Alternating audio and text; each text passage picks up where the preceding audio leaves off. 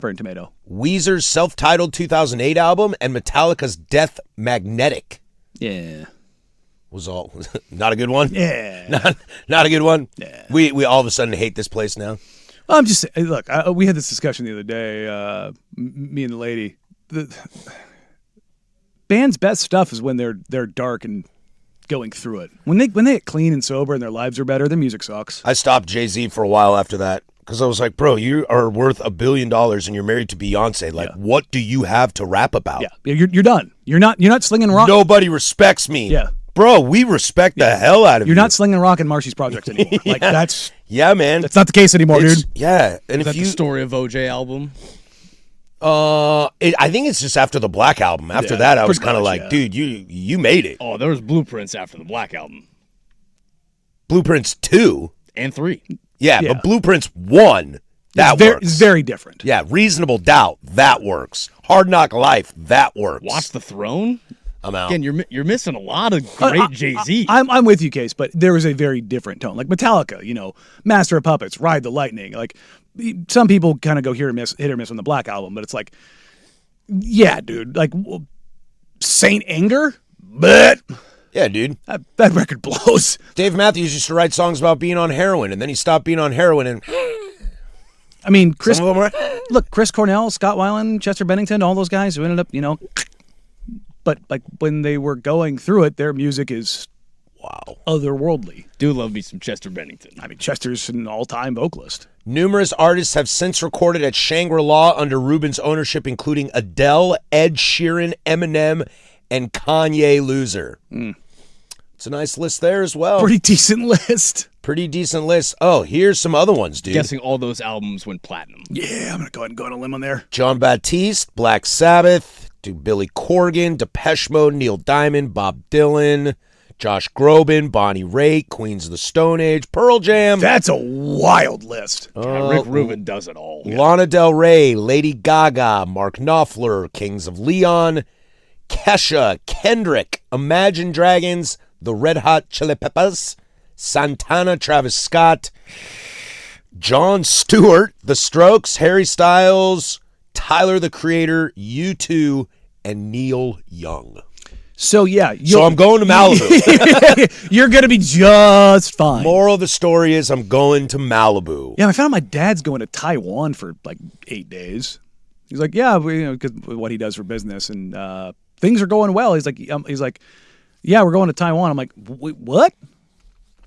I'm like, he said he's going 7 days or 8 days, and I'm just like, why aren't you going for longer? Like, you realize there's 2 whole days of travel, right? It does take a long time to travel over there. Yeah, like especially because the world's flat and you have to go the other way. Yeah, exactly. No, it's. I'm like, I was just like, it's one thing to go up to northern Washington or down to California or to Texas or whatever. The U.S. trips. Like he goes to Chicago pretty regularly, but I was just like, Taiwan, like. Look, man, the trip, like, if you've ever been to Hawaii, you're like, oh, man, that 5-6 hour flights, you feel a little bit. When you're doing, like, 16-hour flights, 20-hour flights. They add 10 more hours. Yeah, dog, it gets hard, man. Like, if you've ever been to Australia, like, we were talking about during the Winter Olympics, the Australian athlete that got called up short. And there was a flight from, was it Sydney or Melbourne? I can't remember which one it was, to Milan. And you stopped off in either Abu Dhabi or Doha. I think it was Melbourne to Milan. Yeah. I think it's Abu Dhabi. But they stop off in either Abu Dhabi or Doha. In the UAE. Yeah. So, but it was a 30-hour flight with no layovers. It was either Abu Dhabi or Qatar. Yeah. And it's just like, 30 hours? I sometimes try to convince my wife when we have a 72-hour window open. I'm like, let's go to London for 24 hours. She's like, no. I'm like, why not? From here, it's like 9 hours. I would say it's you 8 go and a over half. the pole. Yeah, I think it's 8.5. I think is what it is. The problem is coming back when you get stuck in the jet stream, and then it can really screw with you. But yeah, it's crazy going over the pole. That didn't used to be a thing. Do you know that there is yet to be a single crash going over the pole? I did know that. There's been 0 Class A mishaps in aviation history going over the pole. I did know that. Wouldn't you think that that would be a terrifying place because there's nothing up there, because the weather is so unpredictable, because it's so cold? But maybe that's why it's so successful. It's just consistent. Yeah. everybody's pucker factor is just like locked in. We haven't ruined it up there yet. There you go. Well, we're starting to. Also, the idea of like, don't crash here, don't crash here, don't crash here, don't crash here. Like, I mean, like, when was the last time we had somebody like a commercial line like crash in a spot like that? Was it, alive? I don't know what that is. The soccer team? Oh, yes. Cannibals? Yeah, maybe. Like in a remote location where people lived? Like in Chile or something? Yeah. Up in the Andes? Yeah. R.I.P. Roberto Clemente. Could you do it? What? Could Eat you, somebody? Could you go cannibal to live? I mean, am I going to die if I don't? Mm-hmm. Probably. I mean, we got salt and pepper. No. Mustard? No, it's frozen. It's frozen. Yeah. Well, it takes There's all a little S&P on the takes a little trays that they takes- wheel out. You're hoping for. If it's frozen, that takes all the good flavor out of it. I think that's probably a good thing. I don't think we taste good. I'm also with Casey. Like, I'm going to just raid the pantry of the airline and get some S&P in there. Could you imagine? Dip a little bit in some ranch. Could you imagine? Biscoff cookies for a few weeks? Yeah. Just The conversation. It's the three of us, and we have to have a conversation of who's getting eaten tonight. yeah. No. Dusty's dead. R.I.P. R.I.P. the brand man. And we got to decide. Are we going to eat this? Like, where are you starting? I mean, the leg. It's leg, right? Legs, yeah. We're going thigh. I mean, unless we really want to get after him, we could, throw down a slab of ribs or something. I mean, are we gonna boil them? Or are we gonna grill them? Like, is it St. Louis style? Is it Texas style? Is there some leftover cabbage? And you're sitting there going, "Okay, we're gonna do this, but we gotta do this right. we gotta go. Hey, somebody's got to trek down 2 miles to the tail and go find the galley." Yeah.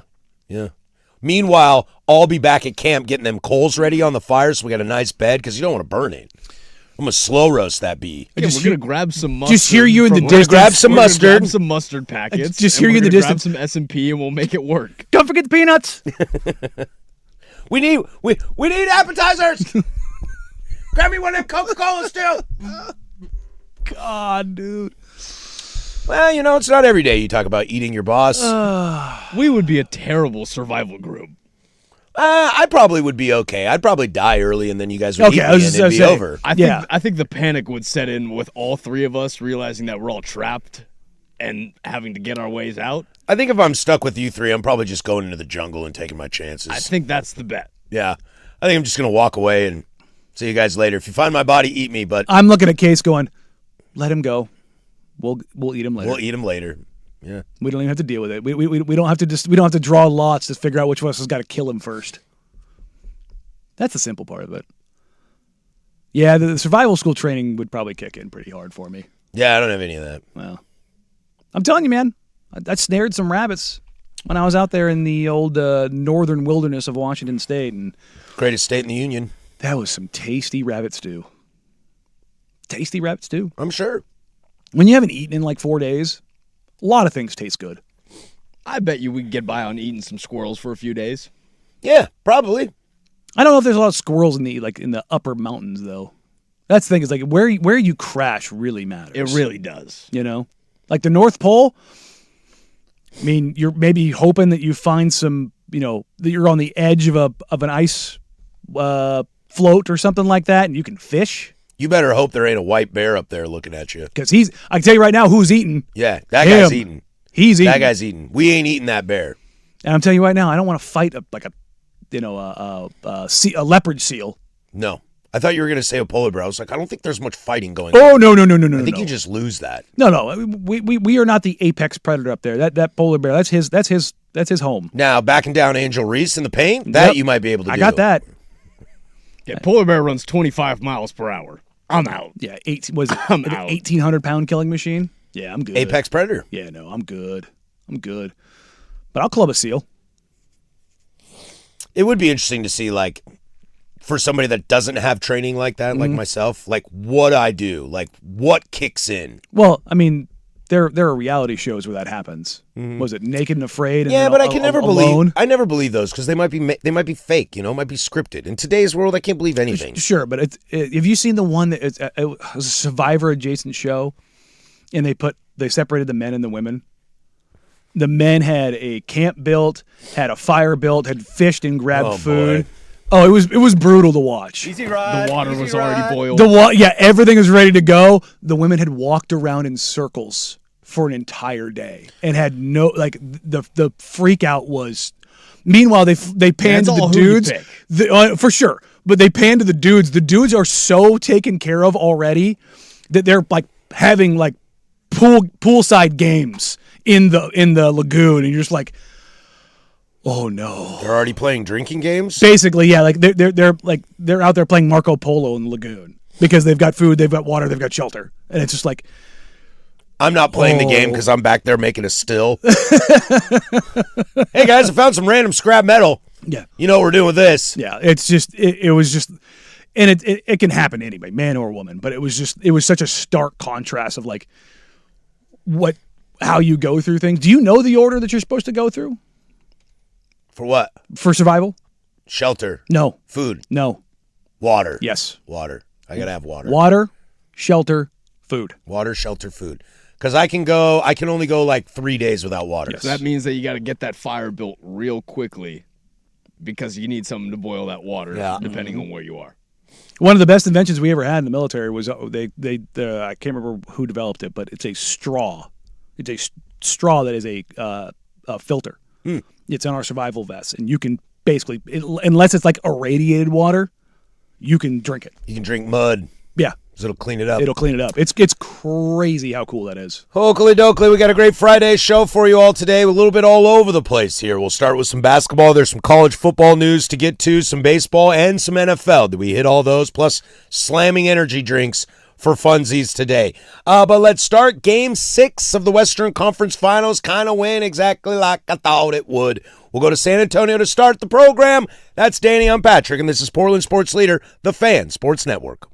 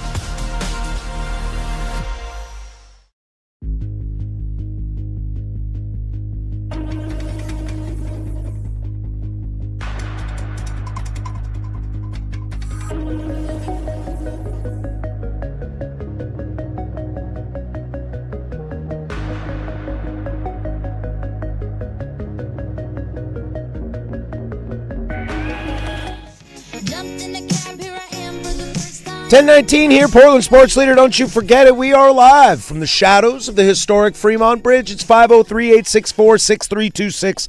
It's the fan text line. She'll let you interact with us throughout the entire day. You can jump over on the YouTubes. We got that up and running. 105.1 The Fan is the channel. Jump in the chat. Be nice to each other over there. Like and subscribe and all that goodness. I found out about 18-minute drive from where I'm staying is a place called Record Outlet on Thousand Oaks Boulevard in whatever area of town that is. So I'm good. I got a record store. We're going to make this work, dude. There are very few places in this country, let alone this planet, that are nicer to walk around than that part of the country. It's pretty cool, man. That's flip-flop tank top, sun's out, thighs out. Like, that's... Maybe I'll wear no shirt. It's probably illegal. I've seen worse down there. I don't think you want to see this. What is it? San Diego is voted and discussed as the best year-round weather on the planet. Makes sense. Isaac Rupp lives there. Just geographically, it's just perfect. San Antonio Spurs defeat the Oklahoma City Thunder last night, 118-91, forcing the fifth Game 7 of the playoffs this year, which I believe I saw is a record. It's either the 5th or the 7th. I saw that like a minute ago or so. So I excuse my memory. I'm right down by the beach, man. Spurs 118, Thunder 91. The Thunder scored 13 points in the third quarter. Look, I mean, that was some rough basketball to watch. I'll tell you this. The Spurs came out with the intensity that I expected the Spurs to come out with in the first quarter. Definitely. That was when we talked about it at the end of the show. I'm like, this is what I expect. Wemby walked in the monk suit, and everybody. I think Dylan Harper said it after the game. We saw the outfit, and we knew it was time. Wemby was Wemby. Wemby was very good last night. He had 20 at the half. I mean, he was a monster. Real quick, Shai Gilgeous-Alexander, are you going to show up this series? You know, that's an interesting thing. I was going to pull up some numbers on it, and it eluded me. SGA has not been good this series. He's scored, but wildly inefficiently. He was only at the free throw line 3 attempts last night. I know plus minus is not everything. He was a minus 28.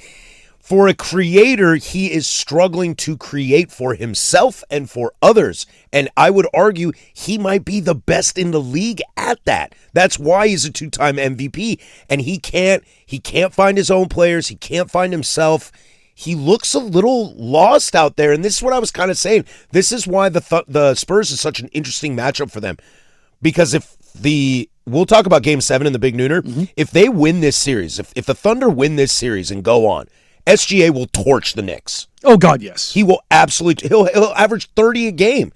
To see him struggle like this against the Spurs is an alarming thing if you're a Thunder fan. It doesn't matter how deep your bench is. It doesn't matter if Caruso's hitting shots. It doesn't matter how great Jared McCain is playing in the starting role. You know who else has been super buns for the Oklahoma City Thunder? Paging Lou Dort.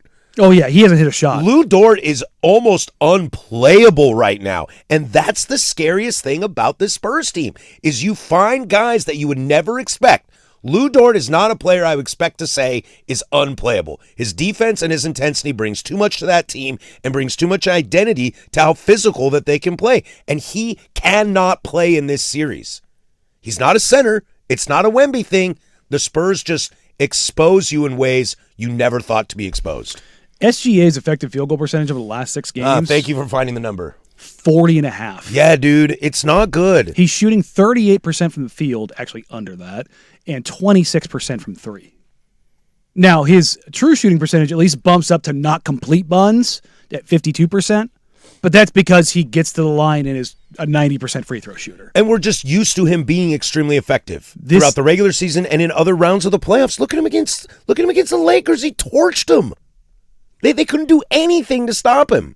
For all of the love that has gone to all the other players and everything else, like over this the conference finals round, Victor Wembanyama has been the best player. Yes. Not just in this series, but in the conference finals. You can talk about Jalen Brunson all you want, and OG and Cat and all that. Nobody has been better than Wemby. Nobody. He's averaging 28 and 12. 28 and 12. This guy's 22 years old. And that's on the offensive side where he is still raw. That's the terrifying thing, right? But defensively, and this is what we talked about, the Spurs matching up with the Thunder, their engine is SGA, and where does he live? In the paint. In the paint. He is not a great three-point shooter. He's not a great off-the-bounce three-point shooter. He is not a great perimeter creator. Everything flows from his ability to get downhill, change direction, decelerate, get guys off balance. He is one of the best players on the planet, and he is second-guessing himself because of that 7'6" monster that is in there. He goes to the rack more than anybody in the NBA. Yep. And we know what that game's like here in Portland. We have Denny Avdija. Because Denny was right there, right next to him 2 all or season 3 long. right there with him. So we know what that kind of player looks like. Now, SGA and Denny are different styles of player. SGA's got a better shot. Denny's a little stronger. Understatement of the day. But we see how effective that can be in games. And you're right. It's just he's second-guessing himself. And it's not just a him thing. It is an everyone thing, man. And that guy oozes confidence for me. That's one of the big reasons why I like him. I don't find him arrogant. I don't find him cocky. I don't find him brash. No. I find him very confident. Controlled. Kind of methodical, little quiet guy. Which is why I think, in part, that he doesn't lend himself to face of the NBA. You know what I mean? It's very Tatum-esque. Like, you look at the end of the game of Tatum in his prime, and you're sitting there going, 30, 12, and 8? Good God. But it just doesn't feel that way sometimes. Clean. Yeah. It's very Kareem-esque at moments where he just doesn't want – I guess he just doesn't want to be what the NBA wants him to be. He just wants to be Wemby. I think that's part of it. And, we can talk about SGA. Let me go ahead and do this again. Hello, Chet Holmgren. Are you playing basketball? No, he's not. Are you playing basketball? No, he's not. I can't stick up for my guy here. Chet, you are Victor's baby. And it's not even just that. You want to talk about SGA not playing with confidence. Chet's not playing with confidence. He's got 0 of it.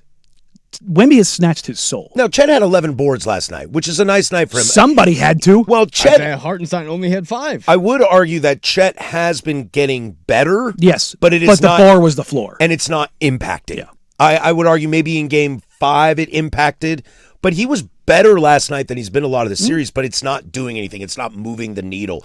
And dare I say, when it comes to moving the needle, this might be blasphemous. I don't know if Wemby was the best player on the court last night. I mean, Dylan was incredible.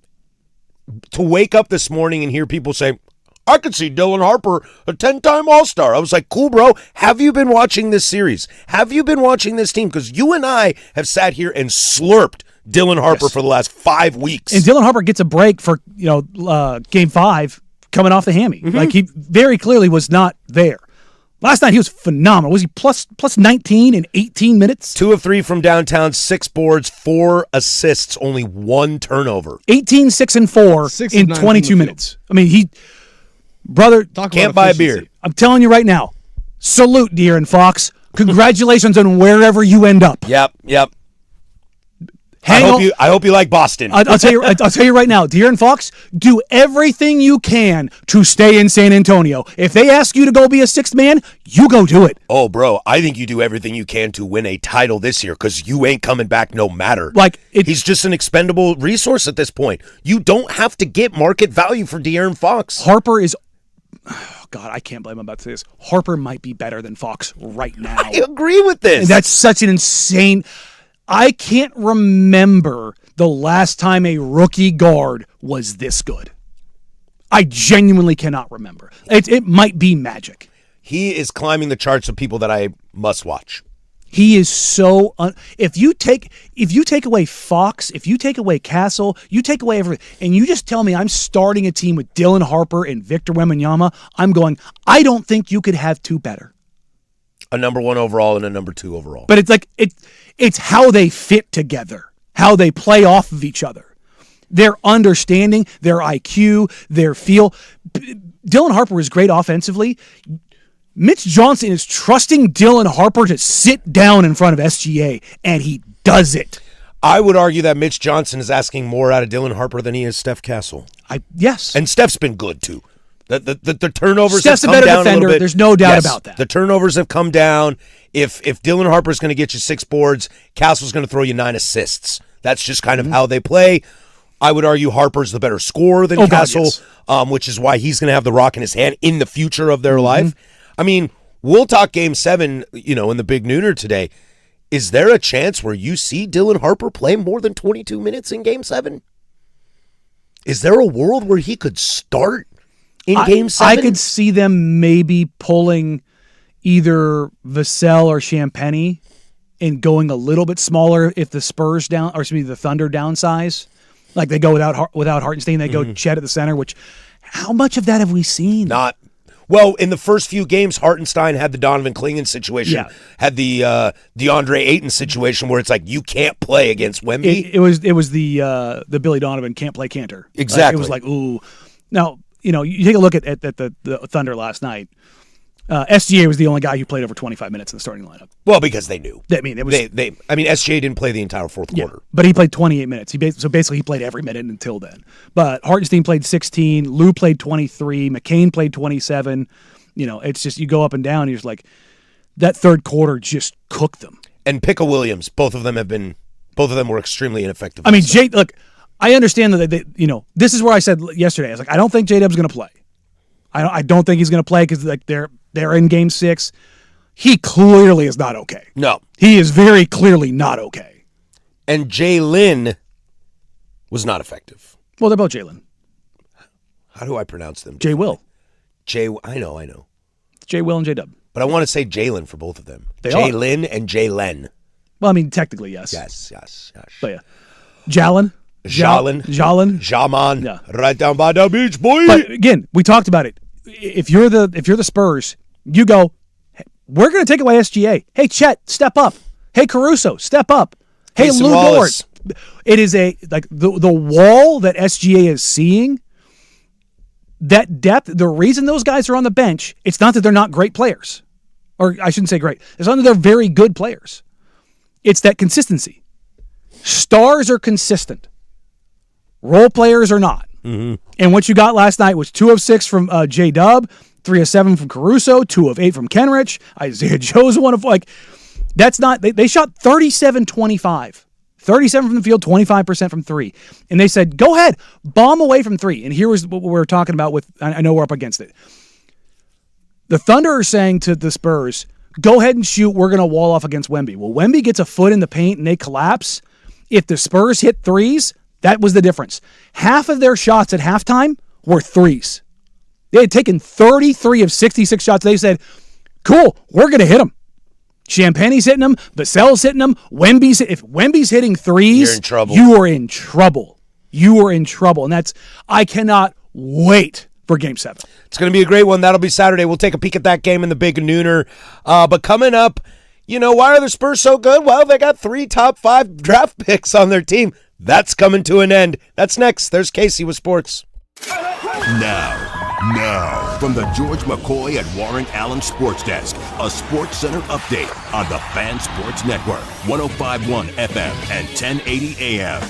First on the Fan, the San Antonio Spurs took Game 6 of the Western Conference Finals to even up the series at 3-3 and force Game 7. Final last night was 118-91 as Victor Wembanyama, he led the way for San Antonio as he finished with 28 points, 10 rebounds, 3 steals, and 2 blocks, only playing 28 minutes in the contest. Game 7 will be tomorrow at 7 p.m. as both teams travel back to OKC. Your Portland Fire have a big weekend ahead of them as tonight they'll face off against Angel Reese and the Atlanta Dream before hosting Caitlin Clark and the Indiana Fever on Saturday. Make sure to catch all of tonight's coverage over on 105.1 FM and 1080 AM when pregame tips off after primetime wraps up.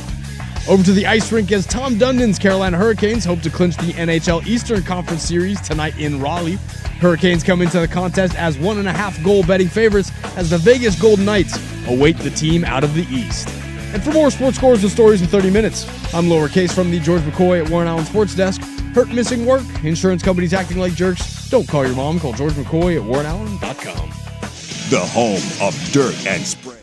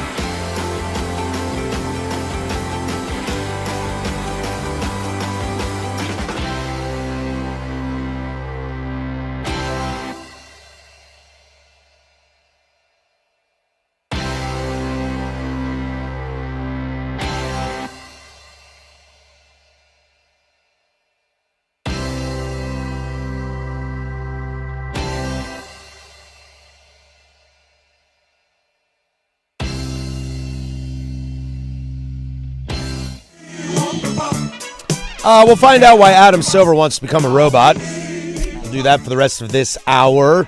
But sticking in the NBA, this kind of broke a little bit yesterday. I think late during our show, we opted to push it off to today. But the NBA Board of Governors have confirmed and they have passed the new anti-tanking rules. This will expand the draft lottery from 14 to 16 teams. And the more important part of this is it creates a relegation zone where the bottom 3 teams get penalized with lessened chances for the number 1 pick, flattened odds, and will continue it's continued that if you can't pick in the top 5 more than 2 years in a row. Yes. That has been on the books for a while, correct? No, that's a new one. That's new. That's a new one, and this almost passed unanimously. The one team that was anti was the Memphis Grizzlies. You can piece that together. You understand why they would vote no for that. Did you hear the reasoning behind that? Not the Grizzlies, the NBA side of things, because this is actually important. I just assumed the Grizzlies voted no because they traded Triple J, and now that draft pick isn't as worth as much. Oh yeah, no, I didn't like that trade to begin with, but there's the NBA. In doing this, said that it's a zero-sum game, and that if we make an exception, because they could have just started this next year. Totally. Or just say, Memphis, you are the exception to the rule this one time. Yes. And they're like, what if, this certain outlier thing happened, and it would allow for Memphis to get the higher end of the pick without the negative ramifications. I'm like, well, yeah, they made a trade under those auspices. Mm-hmm. Like, the package they got for Jaren Jackson Jr. was already, in my mind, not good enough. They just completely devalued the crap out of that pick. Do you think that it would steamroll, and let's bring the Blazers into this, do you think it would steamroll and then also hurt teams like the Blazers that have potential high picks further down the road? Look, if Milwaukee gets rid of Giannis and doesn't get a Jaylen Brown back and just decides to blow the whole thing up and start over, that's going to be a real, real bad basketball team. They might be in the relegation zone, which makes their picks not as exciting. So if you make that exception to Memphis, do you have to make that exception for all of OKC's picks, for the Blazers' picks who have Memphis or Milwaukee's Because stuff? Utah is a specific example because of where their pick fell.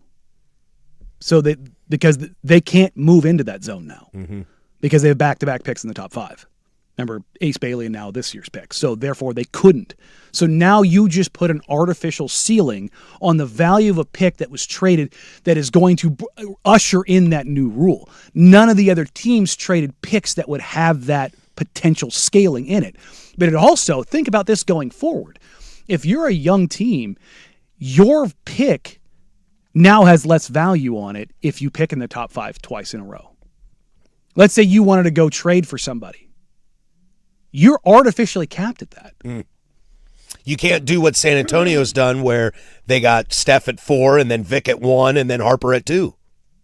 That would mean that if they wanted to trade, let's say, again, I'm not actually calling for this. Let's say Wemby and Harper both get hurt next year, but in March. Okay. But they dealt their pick, and you're already operating of like, they're not going to, they're not going to be a bad team. You already kind of know that you can't pick in the top 5. Let's say they go 0-31 down the stretch. They're so bad they're just getting mashed because for them their pick's protected. They don't have to worry about it. There is no chance that the pick that you traded can move in the top 5. Yeah. But if you're the other team, you're sitting there going, well, what the hell? Like the value of that pick is like. Now you get to, as the team that traded away, you have your own protections against helping somebody out. Perfect example, the Pelicans pick that got traded to the Hawks. The Pels could go, we don't care. We don't care because we know you can't get more because you don't want to see somebody get more value out of it. Of course not. This protects front offices from being stupid. And I don't like that. If you're going to be a stupid front office that gives away incredibly valuable assets, you shouldn't have a protect me because I'm too dumb clause built into it. Now, do you feel that way simply because of the repercussions, the unintended repercussions on teams that have already dealt? Because you've said many, many times that, and I agree with you, to start incentivizing winning and stop de-incentivizing losing. I would say with the bottom part of Love that. Of that. That's a good little thing. And not being able to have back-to-back-to-back top 5 picks. Shouldn't that isn't this on the surface the thing you want that you've been screaming for? That part of it I believe is good. The other protections around things I don't like. The 3 in the top 5, you don't like that? No, I'm okay with that. I'm talking no that part. I thought you were talking about the not being able to be in the top 5. It's like the Pacers, for example. They're a team that consistently tries to win. This is the first time they've actively tanked because of a detrimental injury. And Silver screwed them. Like the other part of this is like they're talking about like putting protections and not allowing certain protections to be on picks. Why? Let the owners and general managers be willing to take the risks they're willing to take. Stop protecting them from their own stupidity. In hindsight, does Milwaukee's situation look really bad? Because they don't have 3 first-round picks and they got nothing out of it? Kind of. Would you say that was a stupid move? No, because they went for a title. But it did put them in a really bad spot. It did, but that's the thing is like that's what you did under that. You always say take a shot. If you can take a shot, do it. I am never going to be against that. I just in my brain, if you've got a chance, you go for it. How do I say this? As it pertains to the Bucks picks and the Blazers own, I have gotten feedback from a number of front offices on both sides of it. Portland side of it, from multiple people that I've talked over there, their simulations, their math is, and this has been echoed by a couple other general managers in both the Eastern and Western Conference, the viability of those Bucks picks could actually theoretically go up because there's a wider swath from 4 through 10 of having now a higher percentage. We're just talking pure math, right? But under the old scaling, if you did have the 14.5%, that's obviously 6% more than you had previously, because it's 8.5%, I believe, from 4 to 10. So while the top number goes down if a team is complete buns, like if you're scaling for the top 3, your room now from 4 through 10 is 80% of of basically like landing in that zone. I follow. So if you're doing but the flip side is you're taking some of the higher scaling down, and depending on which front office you talk to, how they value higher scaling of a singular number, the 14.5% versus the 8.5%, you're like anything, you're going to have differing views on that. I'm willing to hear both arguments, but I think the math in general of the 6 teams that play out over 8.5%, that's going to have more they're not going to be outliers. You're going to have more of the Dallases, the Atlantas, the teams that jump than not now. I agree. Yeah, you're opening the door. It's actually, if you're the worst team in the NBA, you have the worst chance to get a top 3 pick. Hey, and if you're a Blazer fan, who cares about those Bucks picks? They're going to land you Jaylen Brown or Giannis anyway, so who cares? But you understand what I'm saying? Like I think my mind is going more towards that the overall value of those picks is going up slightly. Now, depending on year to year and where they land, the scaling on that goes down. Does that make sense? I'm very interested to see what the commercial equity is of first-round picks going forward, because you now have 16. You have more than half the league in the lottery. That's a lot, man. It is a lot. So when you open up that door, that all of a sudden, what if the Warriors let's say the Warriors season was next year? What if the Warriors all of a sudden landed number 1? It'd be big for them. It's also terrifying. Yeah. And that's what it's going to open the door to. That, yes. To your point, if Wemby and Harper get hurt and they're in that middle range of bad non-playoff teams, they have a shot to go get a top 5 pick. And you're like, oh God, Please no. And that's the thing is, like, you want to talk about luck creating super teams? It could very easily happen. Adam Silver wants to be a robot. Why is that, dude? We'll go there next. 105.1 The Fan. The Fan.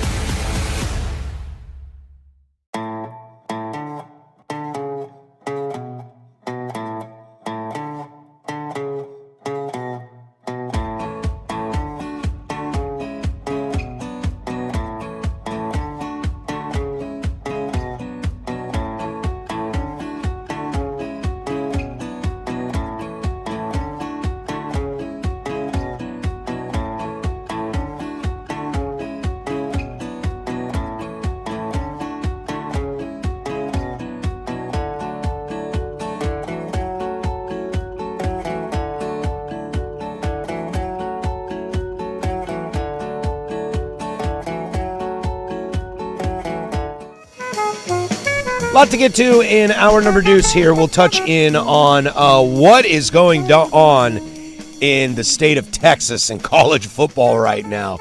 A lot of talking smack. I think Texas Tech wants the smoke, so we'll go there in our number deuce.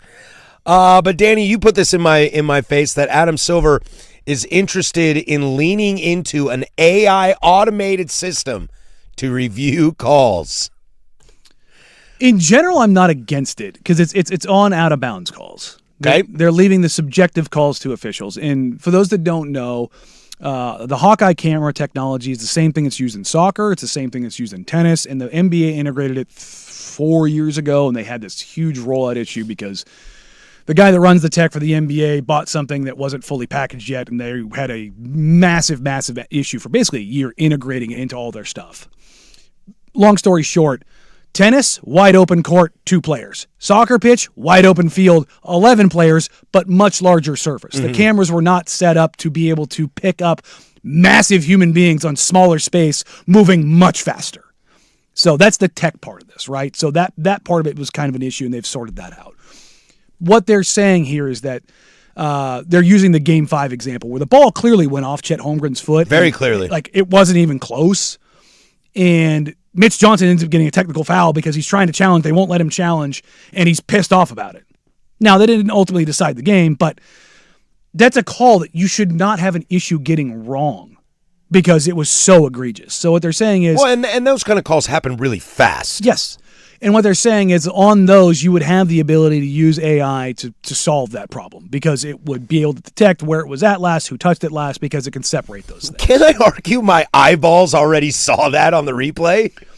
Yes, but again, ref location and all those kind of things. Like, NBA referees are good at their job. I am not trying to say that, but there is a sliding... MLB umpires are good at their job. What was the number? 98% of balls in strike? 98% correct. Yeah, like, that's pretty damn good. Now, you have outlier officials that are dog water. Sure. Like, that's very true, especially on the subjective calls and the soft skills part of it. There's no doubt about that.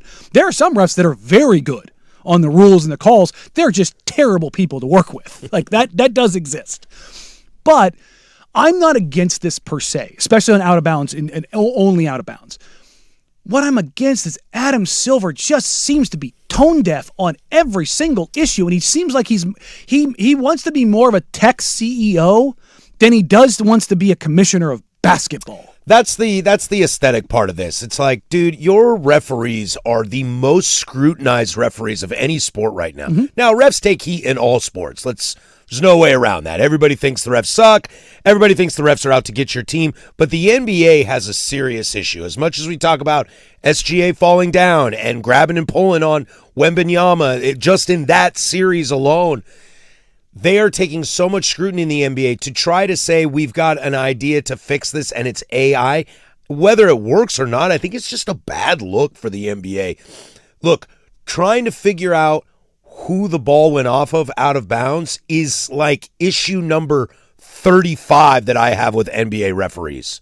That is not important to me. No. And to go on the Pat McAfee show and talk about how you want to implement artificial intelligence to find out if calls are correct that I can see on the monitor.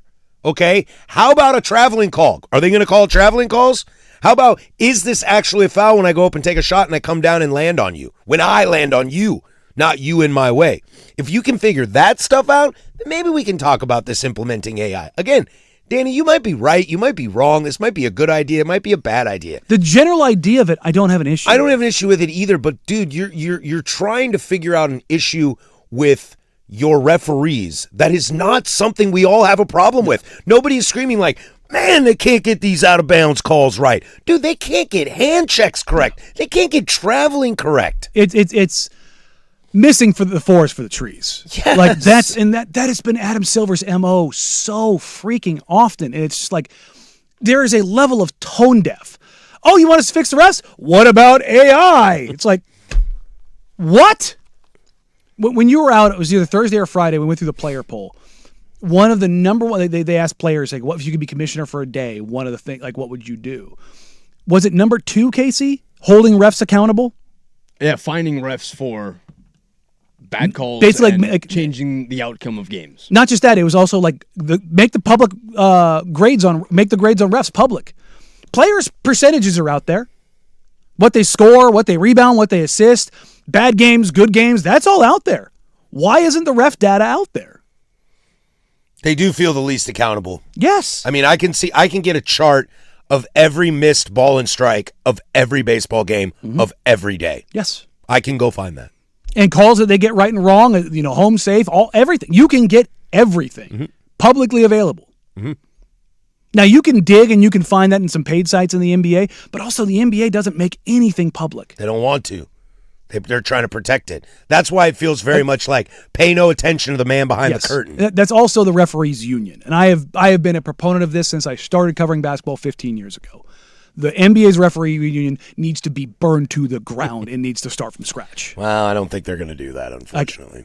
If I was commissioner for a day, it would be the literal first place I would start, as I would burn that place to the ground. I'd let him smoke weed. Oh, wait, they already do that. Especially with the gambling stuff and the Scott Foster stuff, the Tim Donaghy stuff, I don't want any ounce of that stuff. I mean, even Brothers is getting crap for it, and I think he's a pretty good ref. Another, you had a ref, 2 years ago who had a burner account and his Celtic fandom, and now they're like, we're going to reintegrate him back in the league. I would tell him, I forgot about good that. luck in your future endeavors, sir. You're never working in this league ever again. Boston high school sports seems like your type of deal. Ben. Yeah, you want to go referee Division III basketball? Go with God, my friend. You are never touching this league ever again, because I can't have 1 ounce of bias exists. It does. There's natural bias. There's no way to get it out. I cannot have actual accountable bias that we have on paper or on the internet out there and have you refereeing games. That is such an egregious thing to me that is even allowed to happen and being brought back into the league. I wouldn't want any of that. I don't want the sanctity of my game having any singular reason to be up there, but AI refs. Yeah, dude, your sport sucks. It drives me nuts how tone deaf he is as a commissioner. Let's get into hour number deuce here. What the hell is going on in Lubbock?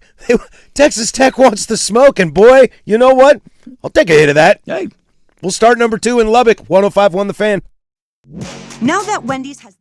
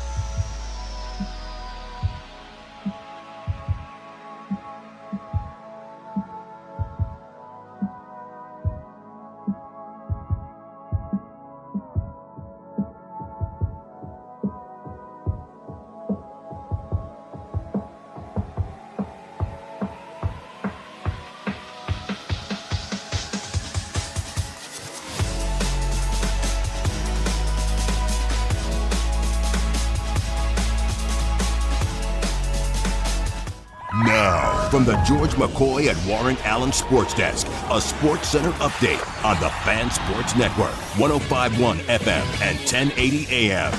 First on the Fan, the San Antonio Spurs took Game 6 of the Western Conference Finals to even the series up at 3-3 and force a Game 7. Final last night was 118-91 as Victor Wembanyama, he led the way for the San Antonio Spurs as he finished with 28 points, 10 rebounds, 3 steals, and 2 blocks, only playing 28 minutes in the contest. Game 7 will be tomorrow at 7 p.m. as both teams travel back to OKC. Your Portland Fire have a big weekend ahead of them as tonight they'll face off against Angel Reese in the Atlanta Dream before hosting Caitlin Clark and the Indiana Fever on Saturday. Make sure to catch all of tonight's game coverage on 105.1 FM and 1080 AM when pregame tips off after primetime wraps up. Over to the ice rink as Tom Dunnan's Carolina Hurricanes hope to clinch the NHL Eastern Conference Series tonight in Raleigh. Hurricanes come into the contest as 1.5 goal betting favorites as the Vegas Golden Knights await the team out of the East. And for more sports scores and stories in 30 minutes, some lowercase from the George McCoy at Warren Allen Sports Desk. Hurt missing work? Insurance companies acting like jerks? Don't call your mom. Call George McCoy at WarrenAllen.com. The home of the Fan Happy Hour.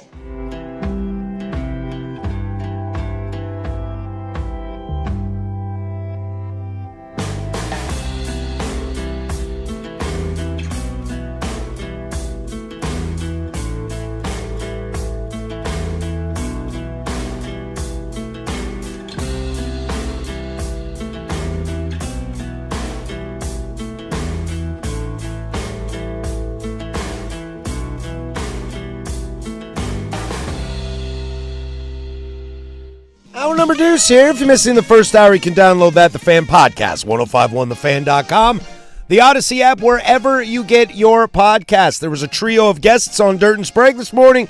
If you missed that, you can go check that out wherever you get yours. If you can't catch Primetime or Happy Hour live or this show live, you can always find it either on the YouTubes or the Odyssey app, 1051thefan.com. Rewind, fast forward.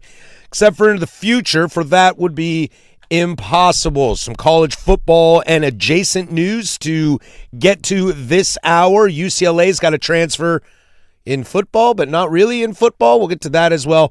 Plus a new law helping out high school coaches. But Danny, let's start. The trash talk has begun in the state of Texas. If Brendan Sorsby, let's just pretend for a moment that Brendan Sorsby could be the quarterback at Texas Tech for a moment, okay? That is a national title game or bust kind of squad they're going with this year. That is a team that has put a ton of money into that program and are rising to the top. They obviously lost something on the defensive end. Totally. But, yeah, no, they expect that team to be good. That's the reason they went out and got Sorsby. But I love Joey McGuire here. I love Joey McGuire. Steve Sarkisian, the head coach of the University of Texas, made some comments about Texas Tech's schedule. And to be fair, it is kind of a weak schedule. I believe they're going to be favored by like double digits in almost every single one of their game. Well, Coach McGuire caught wind of that, and he responded saying that he talked to Texas State and Abilene Christian, who are Texas and Texas Tech's week 1 opponents, that he would love to buy out those games and play Texas in week 1, if not in Lubbock, then at AT&T Stadium, also known as Jerry World. Quote, "We would love to play Texas." The best part about it is on Twitter, the Big 12 Conference official account tweeted it out. It's absolutely fantastic. Of course that's what they want. Why wouldn't you? Like, This is where we're going now, to talk trash. Let's see here. Cody Campbell, upping the ante. Tech Athletics will pay the buyout for both Abilene Christian and Texas State to make this game happen. Look, you want to talk trash, you want the smoke, go get it. This is what Boise State did for years. It is true. You want it? We'll come to you. Gonzaga does this in basketball now. We'll come to you. Hey, we'll load up the wagon. We'll come whoop your ass at home. We don't care. Pernetti in the American Conference, he said the same thing when we had him on Army-Navy. We got no problem. You want the smoke? Choo-choo. We'll hop on that train. I did see this morning that Joey McGuire, I guess he's probably just maybe a little high on his own supply, was like, if not Texas, then fine. We'll go play Notre Dame. Notre Dame's like, whoa, hey, we didn't do anything. Whoa. Whoa. What'd you say bleed me for? Whoa, dude, we got plenty on our schedule over here. I got to host Miami later this year. Yeah, I know. The rest of their schedule is not always. I know. Pretty weak. But I like that Joey McGuire's just on such a hot streak. He just pew, pew, pew, pew, pew, pew, pew. He's like, I don't care. But look, if you're going to say you want the smoke, tell everyone you want the smoke. It's the truth. Don't narrow it down to just you. I wonder if this is something we'll see in the future, too, of buying out just to get some petty beefs out of the way. See, the problem is Texas is never going to say yes to this. They have Ohio State week 2. Not only that. And the SEC schedule. And not only that, what's there for them to win? Nothing. This is Texas Tech has nothing to lose in this. To go back to the Angel Reese argument yesterday. I don't know if it's an argument. A WNBA player is never going to go take on a regular dude because what's in it for them to win? That's the truth. Did you see when Liz Cambage did this? So have you seen the video of Sarah Ashley Barker, our own Portland Fire, Sarah Ashley Barker playing a average Joe? No, I haven't seen hers. I watched that video. Kicked his butt 11-2. Nice. Cambage got worked. It's like no NFL team is ever going to play the national champion. No, what's of in it college for them football. to like? Number one, they're going to mop them, and it's just not worth it in case you lose. Look, and this is the women's soccer team. God, what was her name? She was on a show last year. She was talking. I think it was a U.S. minicamp, and there's been some I'll say embarrassing footage of them playing like youth men's teams, like U15 teams, U16 teams, and getting throttled. And they were going to do that again, and I can't remember what player it was. And she was like, "We need to keep doing this because this is how we get better. We play against people who are better. I don't care who it is." And one of the players was like, "We can't do that because if we put it on film and something bad happens, it's not going to be good for us." And it's like that attitude. I think is incorrect, but it's also I get it from the PR perspective. Like we talk about Tom Dundon, like what he's doing, right? I don't necessarily have an issue with what he's doing per se, but the visibility of it and how he's going about it, where's the gain? You understand what I'm saying? Like, for Texas, where's the gain here? Yeah, you talk some ass, and maybe some people will be like, oh, yeah, that's Texas. They're thinking they're all about it. But you know what's going to end up happening as the season goes on if they go and win? Nothing. The quote that Sarkisian said was, "There's a team in our state in another conference with a schedule that I would argue if I played with our 2s and 3s on the depth chart, we could go undefeated, and they'll probably make the college football playoff this year." That's your point, is if Texas Tech were to lose this game, they're still going to go to the playoff. They're favored in every single game they play to where, let's talk to Texas here, and here's what they've got on their schedule. They are hosting Ohio State in week 2. They're favored in that game, right? Because it's at home. I would assume so. I think they're favored in that game. I would assume so, or maybe it's like push -1 or something like that. They have They have Ohio State in week 2. Then in week 4, they go on the road to Tennessee, on the road to Oklahoma. Are those easy places to play? Hosting Florida, hosting Ole Miss. Then you get Mississippi State, Missouri, on the road at LSU November 14th. Then you host Arkansas, and you finish up with Texas A&M. If you play Texas Tech, to Sark's point, now I think Sark's being a little bitch in this whole thing, but to Sark's point, you lose to Texas Tech and you lose to Ohio State 2 weeks in the season, you're done. You have to win out. In a 12-team playoff, you might be done, even if you win out. What if LSU's not very good? 10-2 Texas team, where you lose the first 2 games of the season, you're going to the playoffs. It's got the horns on the helmet. Yeah, you go 10-2, especially with that schedule, you're going to the playoffs. Yeah, wins over Tennessee, Oklahoma, Florida, LSU, A&M. Yeah, that'd probably you're going to the playoffs. But your losses are to other playoff teams. You're not only that, you're not feeling. You come out of the gates 0-2, and again, even if you take the Ohio State out of it, if you're talking that ass and you go out there and get punched in the face, remember, Texas at the end of the season was not the Texas we saw at the beginning of the season. That Texas-Ohio State game was a train wreck of epic proportions. Offensively, that was one of the most inept games I have ever watched. Arch Manning got indicted badly by the end of that season. Yeah. So Arch was pretty good at the end of that year, though. Yeah, no, I said no. From where he came from? From where he came from? Yeah. From where he started, yes. Yeah, I mean, he was atrocious. But remember, he was in the Heisman conversation. Yeah, those first 3 weeks, agreed. Arch was bad. Here's Tech's schedule real quick for you. Abilene Christian, as we mentioned. Then they go on the road to Core Vegas to take on the Oregon State Beavers. Mm-hmm. How you doing? Then they host Houston. Then it's Sam Houston, on the road to Colorado, hosting Arizona State, at Cincinnati, host Arizona, host West V, on the road to OK State, on the road to Baylor, host TCU. Brother, that's a brutal basketball schedule. That's a brutal basketball schedule. Yeah. Holy crap! I want none of that smoke in basketball. But in football, you can lose by 30 to Texas and win out and make the playoff. Yes. Hell, probably get a bye. Probably. Mm-hmm. I just wish there was a way we could live in a world where if Texas is going to talk that smoke about basket weaving against Ole Miss, you can do that because you got Ole Miss on the schedule. We know why Sark did this. Lane. Well, of course. It's his guy. Of course. And he did what Joey McGuire did here with the bleep Notre Dame too. He got a little too wild with the finger guns. That's what happened. But I think if you're going to talk S like Sark did, there should be some accountability into it. Plus, who is going to benefit? Off-season slap fighting? Who's going to benefit the most out of this, Danny? Tech. Everyone but Texas. Yeah. Like the viewers, the networks, us on this program. Think Ole Miss LSU. Yeah. That is going to be the most watched non-football reason game of the season, and no one will touch it. How many times? They will cut to Lane Kiffin on the sideline. Every play. More than Taylor Swift at a Super Bowl. Every single time that Ole Miss does something, the producer might not call for that camera. There's going to be a camera on Lane Kiffin the entire game. A solo camera on Lane Kiffin. Following him the entire game. Texas Tech, game 1, cutting week to Sark, 1. Cutting to Sark. And if Techer's up, it's going to cut to McGuire. It's going to be like Dan Lanning against Penn State. It's bleeping over.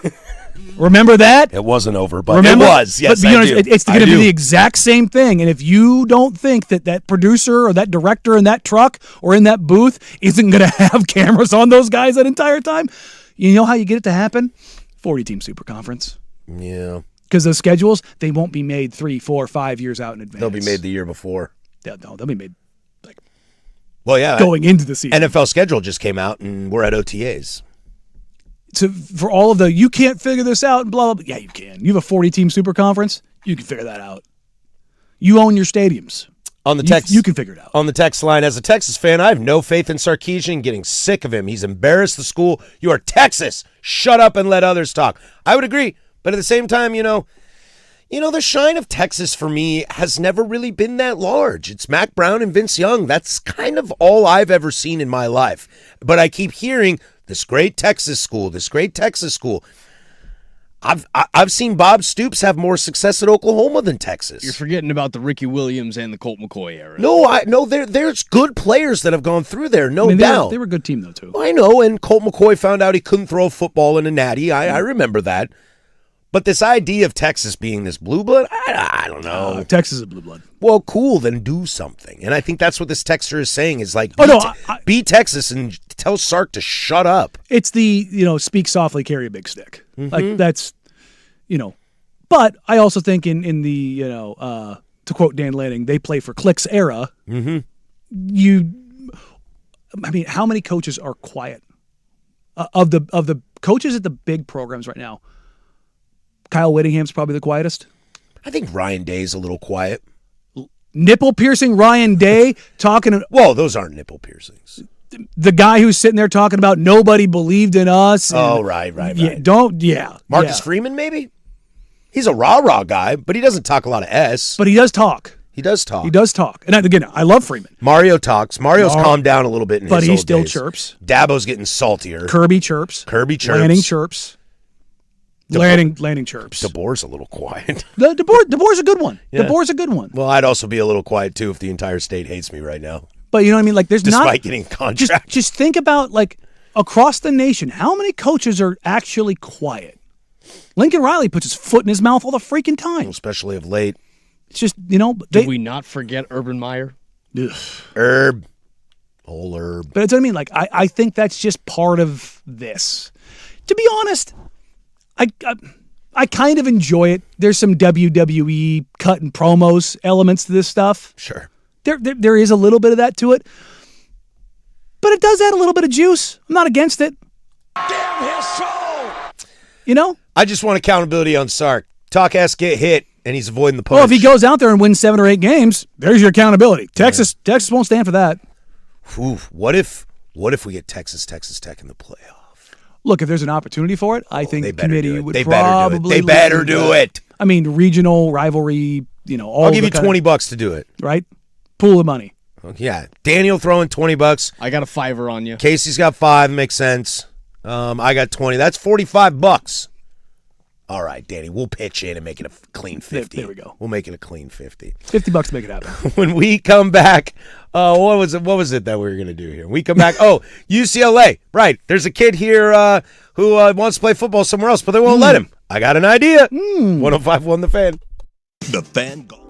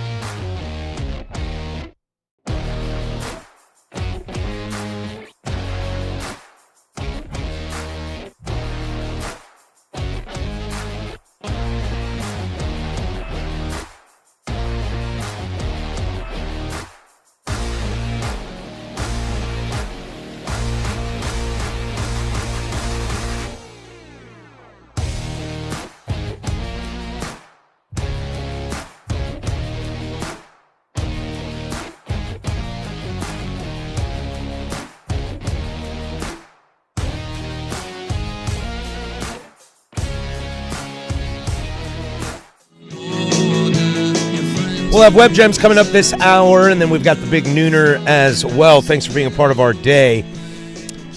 Sticking around in college football, Danny, I think we always talk about they can change the rules and they can prevent people from doing stuff all they want, but at the end of the day, somebody's always going to find a loophole, are they not? I do love a good agent or lawyer or representative who comes up with a good loophole. This is a good one. I did not expect to see this one. And a lot of times when you hear these loopholes, you kind of go, oh, duh.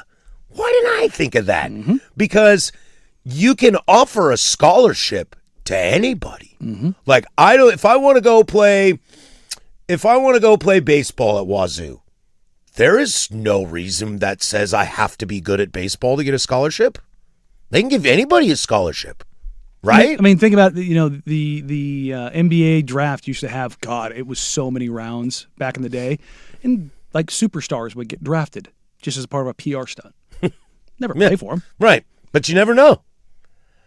UCLA quarterback Carson Gordon, one of the fastest quarterbacks in college football right now, wanted to transfer, and UCLA denied him from transferring. Well, not correct? just that. It's not that they necessarily just denied him. The transfer window closed, and they moved him to wide receiver. He wants to play quarterback. So they've got Nico Iamaleava at quarterback and his younger brother, Madden. Oh, God. Mm-hmm. There's two? Mm-hmm. There's two. I'm not going to work here anymore? Yes. And so who's going to keep who happy? And Madden has now the inside track at QB2. Gordon is I think he was the number 70 quarterback in the nation when he came out in 2024. It's not terrible. He looked like he was going to end up landing the starting job before they get Nico in the transfer portal last year. And then this year, with Madden coming in, he got bumped down basically QB3, and they said, you're going to go play wide receiver. He was not thrilled about that. But the transfer portal's closed. Carson Gordon is dumb fast. Broke a 44-year-old national record in the triple jump in high school. He's one of those Texas track athletes. They churn them out. Texas and Florida churns them out like you would not believe. He ran a timed 4.2840. That boy fast.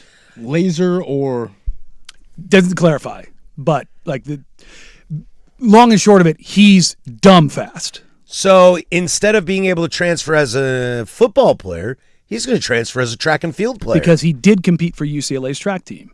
What's to stop a player? Let's just use Oregon as an example. Again, he doesn't have to even be good at track. No. UCLA could just have him run.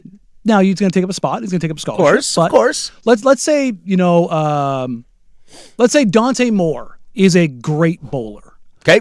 And Dylan Raiola comes in and he's so freaking good in camp that you're like, well, crap, we're going to Dante, we got to start Dylan. I know everything we told you, but he's better than you. Yeah. And the portal's closed. And Dante's like, what do you I'm a preseason Heisman candidate. Yeah. What do you mean? And I'm not saying, I'm just using this as an example because there's two very good, prospect quarterbacks that are there. What if, he was a bowler or insert lower level scholarship sport? Mm-hmm. What's to stop him from going to Texas or Texas Tech? Do you know where Carson Gordon has enrolled in classes? I think he's a Red Raider. He has enrolled for classes at Texas Tech University. Weird. Who needs a quarterback at Texas Tech right now? I'm just, that was fast. It's a loophole, but it's a damn ingenious loophole. It is pretty smart. I mean, again, I'm saying this as what's to stop a player from getting or a school from offering a guy a scholarship at something else? Well, and we talk about this all the time. I mean, it just goes to show that at the end of the day, if you want something to happen, you're going to figure it out. This one's pretty genius. I'm not going to lie. Because you can't close the door on two sport athletes. You can't do that. You can't. You can't say, well, you've got to sit out a year in this sport. They're going to try to. Also, what if the Gov comes in and you only get one transfer? Is it one transfer for each sport? Dude. Let's take one of the best two-sport athletes in college sports history, Julius Peppers. Okay. Deion Sanders. Well, I'm just talking college. Julius Peppers played on a really good North Carolina basketball team and a really bad North Carolina football team. What sport is he a first ballot Hall of Famer in? Football. Okay. What if he decided North Carolina's kind of buns, and he, in his junior year going into his senior year, he's like, you know what? Michigan's got a really good two-sport program going in football and basketball. Let's say he transferred to North Carolina from Virginia Tech. He's already burned his football scholarship up. I'm a really good college basketball player. Hey, Dusty May. Hey, Kyle Whittingham. Holler at me for a second. Yeah, I'll tell you what, Kyle. If I get a scholarship to play basketball, I'll play for you for free. No NIL. In the NIL, or for free. Let's say, Dusty May says, all right, we'll give you $1 million, and on the football side, we'll give you $1 million. Yeah. Spread it out. I'm saying. Yeah. You split. It comes from the same budget. Right. But, instead of your basketball NIL being inflated, you just share the wealth. Or Kyle Whittingham says, you know what? Because of this, and we don't want any improprieties, you're not getting any NIL from us. Dusty May says we're going to give you 4. Yeah. You're getting 2 for this, 2 for that. You got the scholarship to attend the university from the basketball program. You got your NIL from, or maybe they've flipped that. More scholarships on football. We'll give you the football scholarship, but you'll get NIL from basketball. There's a million different ways you can cut this. Now, you have to be, I guess you don't have to be. I would say there has to be some sort of, you have to have played that sport in high school at least a relatively high level. Again, you can't have Patrick just get a scholarship for baseball and he's never played baseball in his life because you want him to, I don't know, bowl for you. Let's say you are Ivy League's a great one, I think. Ivy League has great lacrosse programs. Great Pat Spencer. One of my best friends played lacrosse at Dartmouth. Pat Spencer is a Tewaaraton Trophy winner. For those that don't know, that is the Heisman of college lacrosse. He was the best player in the country in college. He plays for the Golden State Warriors. Okay, let's say, because what ends up happening, like you've got the point guard that transferred to Florida. I'm totally blanking on his name, from Princeton, this cycle. And that pipeline kind of exists. What if you're a lacrosse player? Xavier Lee. Lee, thank you. What if you're an incredible lacrosse player and you've burned it up because you transferred from Cornell to Princeton? Well, I'm a really good basketball player. I can go do that now. Now, is lacrosse in the national zeitgeist of, pantheon of sports? No. But why the hell should you not be able to use that as your reason to transfer? If that school you're going to has the same, it can't be a club. It has to be an actual accredited sport. Yeah, it can't be club. Like you can't transfer to the SEC and go do livestock announcing. Wazoo doesn't have men's soccer. It's a club sport. There you go. So because of Title IX.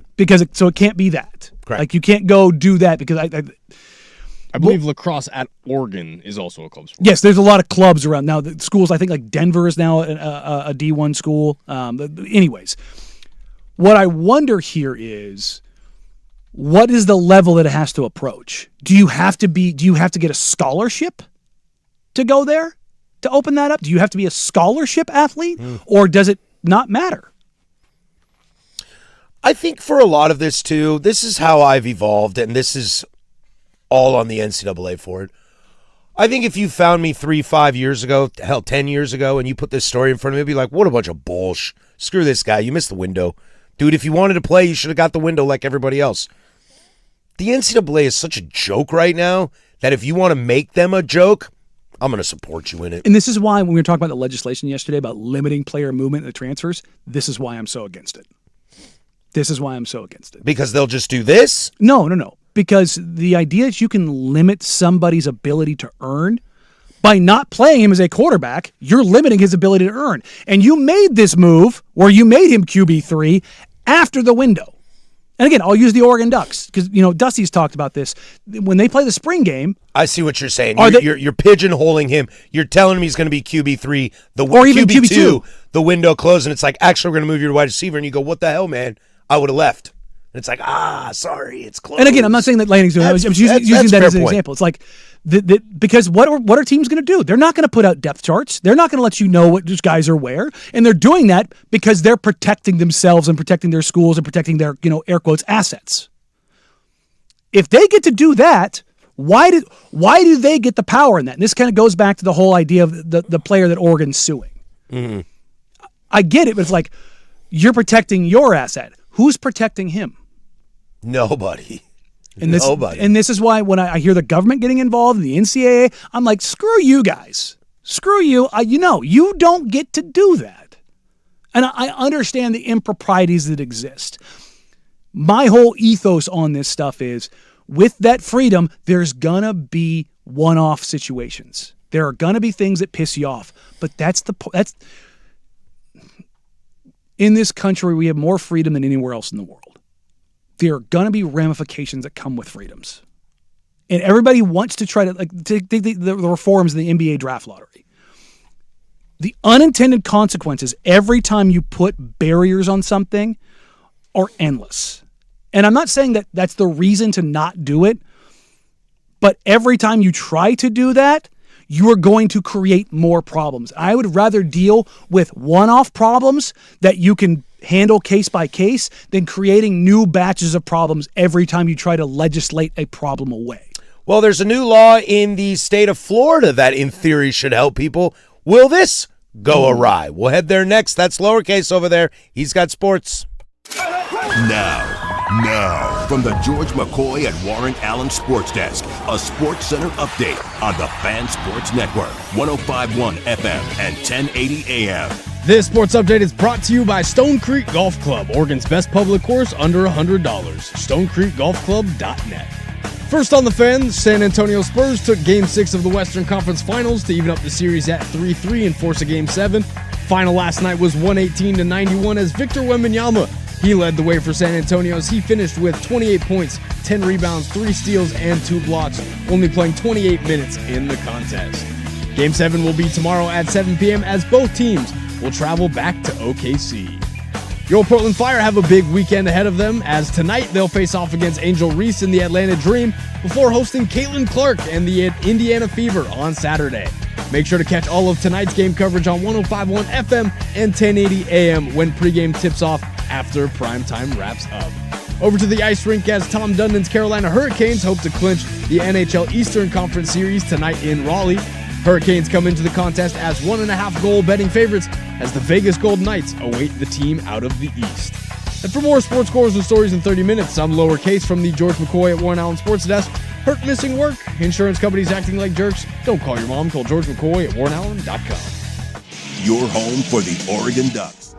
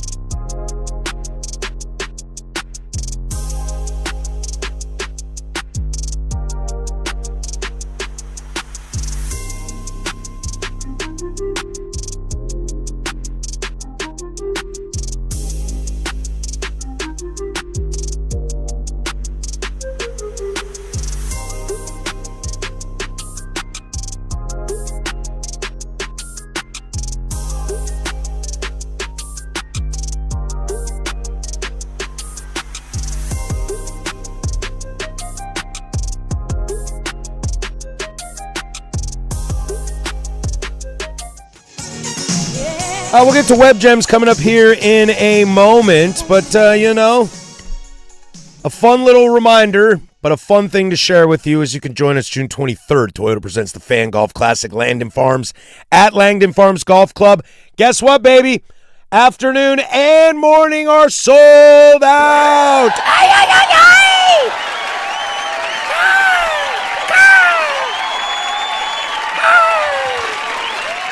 Like to thank, we've got the Angels Envy Bourbon Par 3 6-hole where all of us crazy mofos here on the air will be hanging out with you guys. We'll keep you fed with Matt's Barbecue. 1051thefan.com is where all that info was. If you missed out, we'll do it again next year. We'll do it live, and we'll get you involved with that. We want to thank the Fan Golf Classic is presented by Toyota, also brought to you by Vulcan Design and Construction, Henderson and Daughter Windows and Doors, George McCoy at Warren Allen Attorneys at Law, Battery Exchange, Maestro Dobel Tequila, Laurelhurst Market Steakhouse and Butcher Shop, Philbrook Law, 1-800-DIVORCE, Roto-Rooter, Illegal Mezcal, Pub Beer, Cheap Fun, and Window Nation. Well, look. Nah, we ain't taking that. Stoked that it's all sold out. Yeah, maybe it happens. Nothing like a rainy Friday here makes me want to go golfing. I'll tell you right now, let me make sure it's still there. I think all of next week is, starting on Monday, 82, 84, 70, 70, 73. We don't get rain. The heat. Yeah, we get rain on Wednesday maybe, and then rain on the weekend. But the next week, for the most part, let's see, until Tuesday, we are looking pretty good. A thick six. I do love seeing the 80s. I do love seeing it. Cue Patrick bitching here in about 2 weeks. It's 80s. I can only take so many clothes off. I can put so many clothes on. You don't have to wear a hoodie. I do in here, bro. It's like 50 degrees in the studio right now. Now we're at 67. It's actually not as cold as it was yesterday. Web Gem's coming up next, but we bring to you right now the state of Florida passed Senate Bill 178 into law. It is known as the Teddy Bridgewater Act. Have you been following this story at all? I remember when it happened. It's all very, very, very dumb, and I hate parents that are sitting out here. My coach at the rival school has money, and he's taking care of kids in a poor neighborhood. Take a step back and realize what you just said, you complete dumbass. It is kind of nice that these guys are able to help out kids that can't help themselves. Like, for people that don't know, like, everybody sees Miami and they think of, Live and on the nightlife and all that kind of crap. There are parts of Miami that are god awful. And guess where Teddy Bridgewater's at? He's not in the nice neighborhood. He's in a god-awful part of Miami taking care of kids, man. Keeping them off the streets, keeping them fed, taking care of kids. Why the hell are we against this? The act allows Florida public school head coaches to spend up to $15,000 of their own funds to support student-athlete welfare. This is not a recruiting thing. It is not cash, as long as they have the consent of parents. The idea is to help get them equipment that they might need. Hell, food on the table that they might need. And they have put some restrictions into place on this. It is only head coaches. Mm-hmm. So you can't have Teddy Bridgewater can't be the head coach of a Florida football team and have, Joe Burrow as his quarterback coach and D'Amico Ryans as his defensive. And they can all throw in 15 grand. Greg Olson and Luke Kuechly run their son's youth football. Yeah, it's like, I'm sure their equipment's great. I'd hate to be the coach that lines up against them. Like, oh no, we've got the greatest film-studying linebacker in history, and then Greg Olson, who watches football. A fringe Hall of Fame tight end. This is ridiculous. The bill applies to coaches for public schools in grades K through 12, and catch this, Danny, requires the coaches to report their spending to the association. Damn it, is that accountability? Look, is that what we got here? Is this accountability? That part of it's totally fine. Because we don't want the Jesuit Lake Oswego mountainside. Whoa! The stuff that we have guys transferring to schools that are powerhouse high school programs that live in Vancouver. Camas, Washington? Yeah, like that stuff happens. And Shout out Vancouver. I'm not throwing shade at you guys. You guys are doing what you need to do. I get it. But as he throws shade. Well, no, I mean, it happened when I was in high school. This isn't something new. Like, we all knew there were kids at Jesuit who lived in Vancouver when I was in high school. It was like... Private school, bro. Private school. I know, but you understand what I'm saying. I had a friend who went to Jesuit in high school. Like this... She did not play football, though. Okay, I got lots of friends who played football over at Jesuit. Yeah, look, here's the example. Benson. If all of a sudden, Russell Wilson shows up as the head coach at Benson and decides he wants to take care of inner city kids and make sure that they're not dealing with stuff, I have zero issue with that. Like, is Benson a poor school? Yeah. Okay. Yeah. I mean, I'm not versed in the high schools. It's right there off MLK by Moda. Okay. So again, like if you're talking like any of those schools, I know the neighborhood. Yeah, I'm aware. So it's the stuff that comes. I'm sorry, not by Moda. It's northeast off of Hawthorne, Mississippi. I can't remember. I get all discombobulated. If you're at a school that's struggling, if you're in a neighborhood that's struggling, and you have the means, why is that a problem? This goes like to the NCAA side of things. There were times where at schools, in the pre players getting paid era, where guys were like skating by and like not able to eat because schools couldn't provide anything more than a peanut butter and jelly sandwich. Like you could have the bread, but you couldn't have the sandwich pre-made. Like the stuff like it's so dumb and so trite. It's like what this goes back to the last segment, like the over legislation of like taking care of things. Taking care of people. Like, that should not be a problem. Teddy Bridgewater was Ubering his kids to and from practice. To keep them out of the neighborhoods. Safety. This is pretty woke of you, Danny. Next, you're going to say we should spend less on defense and more on world hunger. No, it's just... You're sounding like a socialist over there. No, but it's not. These are people doing it out of the goodness of their own hearts. I triggered him. But that's what I mean. Like, I don't want people to get involved on the government scale, on legislative scale. If somebody has the capacity to do good, let them do good. And instead of being like, well, I don't have that. Well, maybe take a second and go, well, I'm not living in the inner city neighborhood.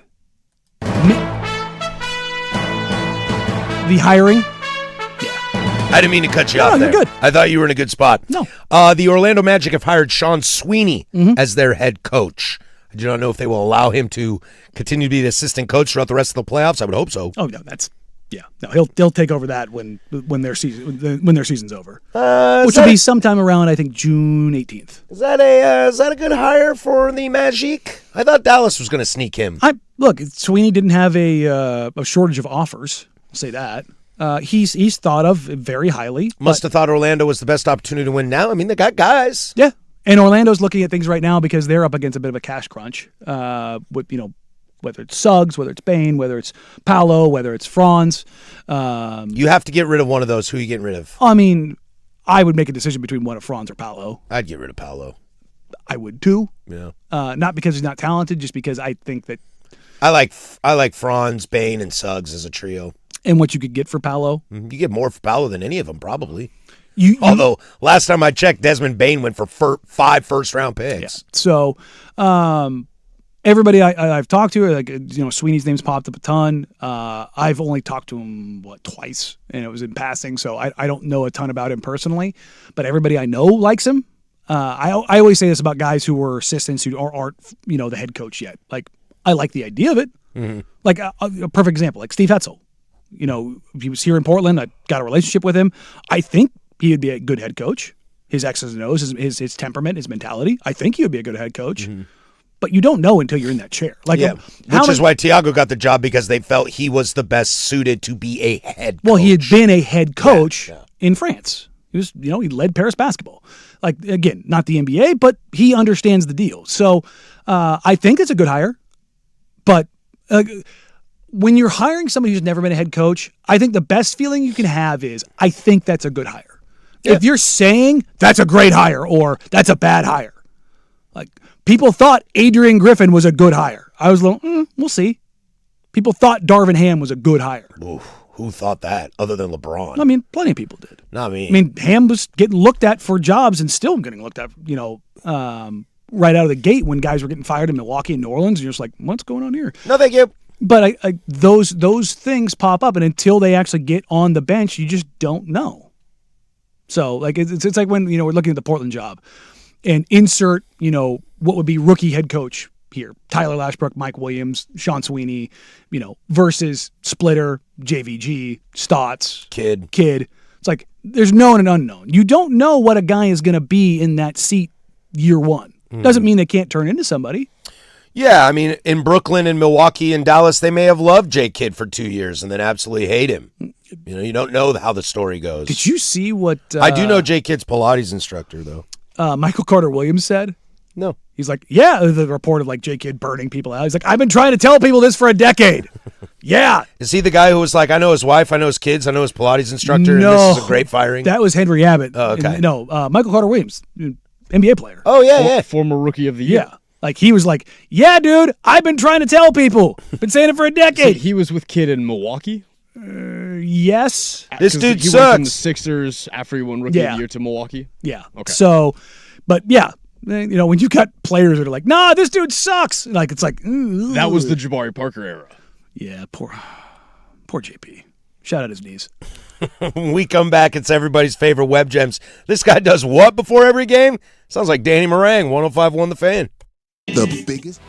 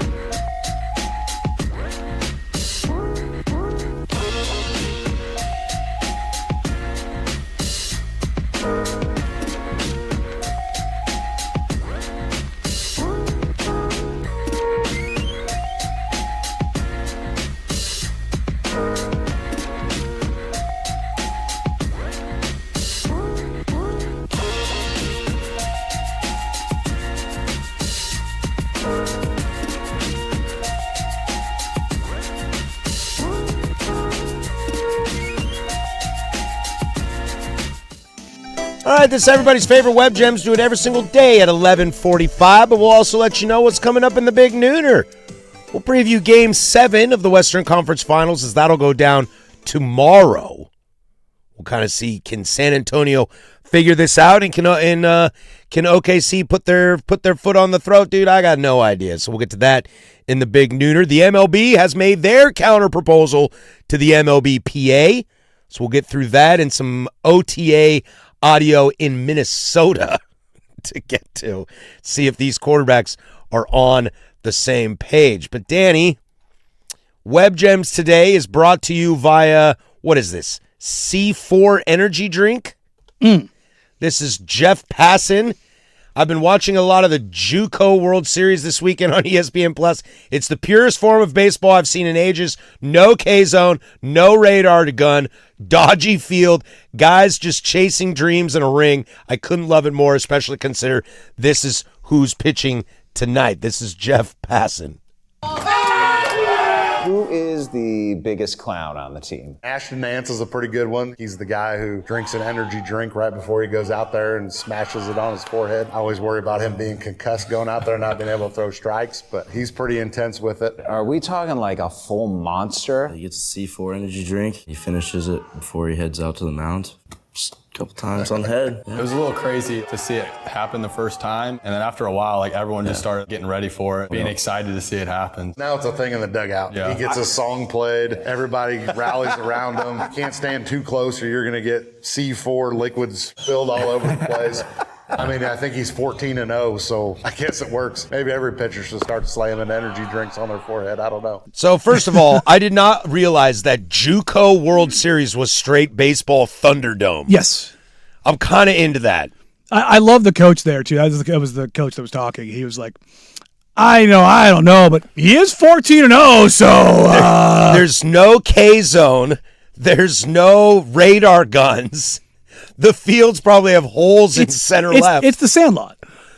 It's pure baseball. The organized Sandlot baseball for JUCO. And I watched a couple clips of that pitcher because it like changed the algorithm. Dude throws some nasty. He throws some nasty. And he's 14-0 for a reason. Yeah. He's carving. Is he like Rick Vaughn, the California Penal League? If we just put some glasses on him, he might be at Wake Forest right now. There's a little bit of that to him, for sure. And you see these guys, and they all kind of have a look. They got a Bad News Bears look to them. And it's fun. We were talking off air. You're like, why all these, team, a guy hits a home run for Tennessee. Why is the whole team coming out and celebrating with him at home plate? And I was like, come on now, old man, take it easy. We're out here pimping bats and having fun. And Tennessee just hit another dinger and tied it up in the bottom of the ninth. And, it happened again. It's one of those things where it's like, I like the fun of baseball. I don't want the professionalism of sports, the fuddy-duddy stuff of it, to actually enter into it until you're a professional. And even then, we've talked so much about the fun of sports, particularly baseball. You get to have your fun. You get to throw the rally caps on. You're saying, I don't want these guys out here in the dugout. Boom, boom, clap. It's like, I don't. Why? Because I said so. They're kids. Now, one of Tennessee's pitchers looks like he's 27, but like they're kids. Yeah, have you guys ever seen, is it Ben Gamel's pregame routine? Mm-mm. Ben Gamel? Ben Gamel, thank you. What's he got? Every game when he was with the Brewers, he used to shotgun a Red Bull before, but how he used to open the Red Bull is he'd crack it open on his spikes. Oh. So when I was training and playing baseball, that's how I would do it, is I would just grab a spike, click it on the end of it, cap the Red Bull, down you go. Now you're ready for the today. So why do you have to shotgun it? Why can't you just chug it? You don't necessarily. You just want the quick burst. You don't want to dehydrate yourself by drinking a Red Bull, so you just got to get the liquid down and then start chugging the water. Ooh, do energy drinks dehydrate you? Yeah. I don't really mess with them. So it's caffeine. Caffeine is a natural dehydrator. So stop drinking coffee. I'm back to the idea that if you were to create baseball in a basketball arena, the court is Major League Baseball. The 100 level is probably AAA. The 200 level is college. And then Thunderdome up in the nosebleeds is JUCO. Yeah. The JUCO World Series. Is this on TV? Can we watch JUCO on TV? You probably streaming. Can you gamble on JUCO baseball? Oh, somewhere. I'll text Stevie Fire. I'll ask him. He might know. Stevie Brackets will know if you can gamble on it. He's like, I know a guy. Yeah. Ryan Buckley. Maybe I'll text him as well. He would know. He knows a guy. Fade him. Fade him. Fade him. Fade him. West Abilene State Southwest is like terrible on the road this year. Yeah, their home road splits are terrible. Night games? Night games? Go all in. Crush it. Crush it. Parlay it with some Korean hot dog eating competition. You'll make some money. And play quarterback for Texas Tech. Who knows? You just figure it out in the end. 200 milligrams. I'm being told on the text line, 200 milligrams of caffeine will dehydrate almost 16 ounces of water. I'm going to chug this bottle in the break. I average probably 450 milligrams of caffeine a day. Whoa, bro. That's a lot. That's a lot, man. Mm-hmm. It's a lot. What time are you up in the morning? 6. Okay, that's not ridiculous. Yeah. Are you done after this? Probably. But there is a chance. There's always a chance. There's always a chance. That more goes in? Mm-hmm. Better chance? No, I'm not going to ask that question. I think we know the answer. I was going to say, better chance that Patrick has an afternoon beverage today or Danny has another energy drink. It's a Friday. It's a Friday. Yeah. It's a day that ends in Y. Not every day. Truthfully, I didn't have anything yesterday. What about last Thursday? That's too far away to remember. Mm-hmm. Statute of limitations. You were on the road. You stopped at a bar. That's what we call old business. No, I did not. I was on the road and I got to camp and then I started drinking. Was it Friday? No, it was Thursday. Okay. So don't act like it's any other day. Yeah, I suppose that's true. I got no problem with it. I get a lot of sleep. I get my chores done. A contributing member just said, damn it, I pay taxes, all right? I vote and I pay taxes. It's my God-given right to have a bevy on Friday afternoon. Well, not in this state. I do pay taxes in this state. I work in this state. I pay 9%, True. bro. Income. Yeah. There you go. I got 2 jobs that I pay taxes for in this state. Womp, womp, womp, womp. I know. I do love the state of Oregon. I'm happy to help you guys with your tax. You guys use your tax money so well. Yeah, over here. it's just an efficient spender. Yeah, I'm just happy to get the Moda Center rebuilt for you guys. I'm definitely thrilled about the 19 potholes I hit on 14th on the way in. Let's get into the big nooner. Game 7 of Oklahoma City, San Antonio will be tomorrow. How does this play out? We'll get to the NFL, and the Major League Baseball owners have given their side to the MLBPA. An hour to go. That's Danny. I'm Patrick. 105.1 The Fan.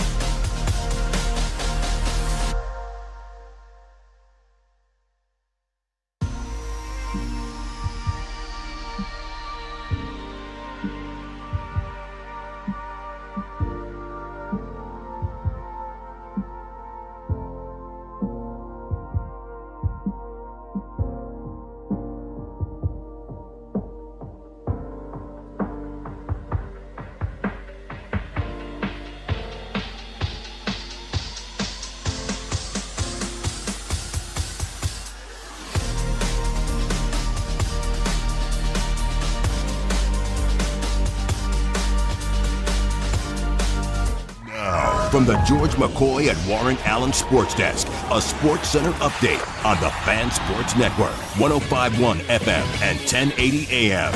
First on the Fan, the San Antonio Spurs took Game 6 of the Western Conference Finals to even up the series at 3-3 and force a Game 7. Final last night was 118-91 as Victor Wembanyama, he led the way for the San Antonio Spurs as he finished with 28 points, 10 rebounds, 3 steals, and 2 blocks, only playing 28 minutes in the contest. Game 7 will be tomorrow at 7 p.m. as both teams travel back to OKC. Your Portland Fire have a big weekend ahead of them as tonight they'll face off against Angel Reese and the Atlanta Dream before hosting Caitlin Clark and the Indiana Fever on Saturday. Make sure to catch all of tonight's game coverage on 105.1 FM and 1080 AM when pregame tips off after primetime wraps up. Over to the ice rink as Tom Dundon's Carolina Hurricanes hope to clinch the NHL Eastern Conference Series tonight in Raleigh. Hurricanes come into the contest as 1.5 goal betting favorites as the Vegas Golden Knights await the team out of the East. And for more sports scores and stories in 30 minutes, I'm Lowercase from the George McCoy at Warren Allen Sports Desk. Hurt, missing work, insurance companies acting like jerks. Don't call your mom. Call George McCoy at WarrenAllen.com. Your home for Seahawks football.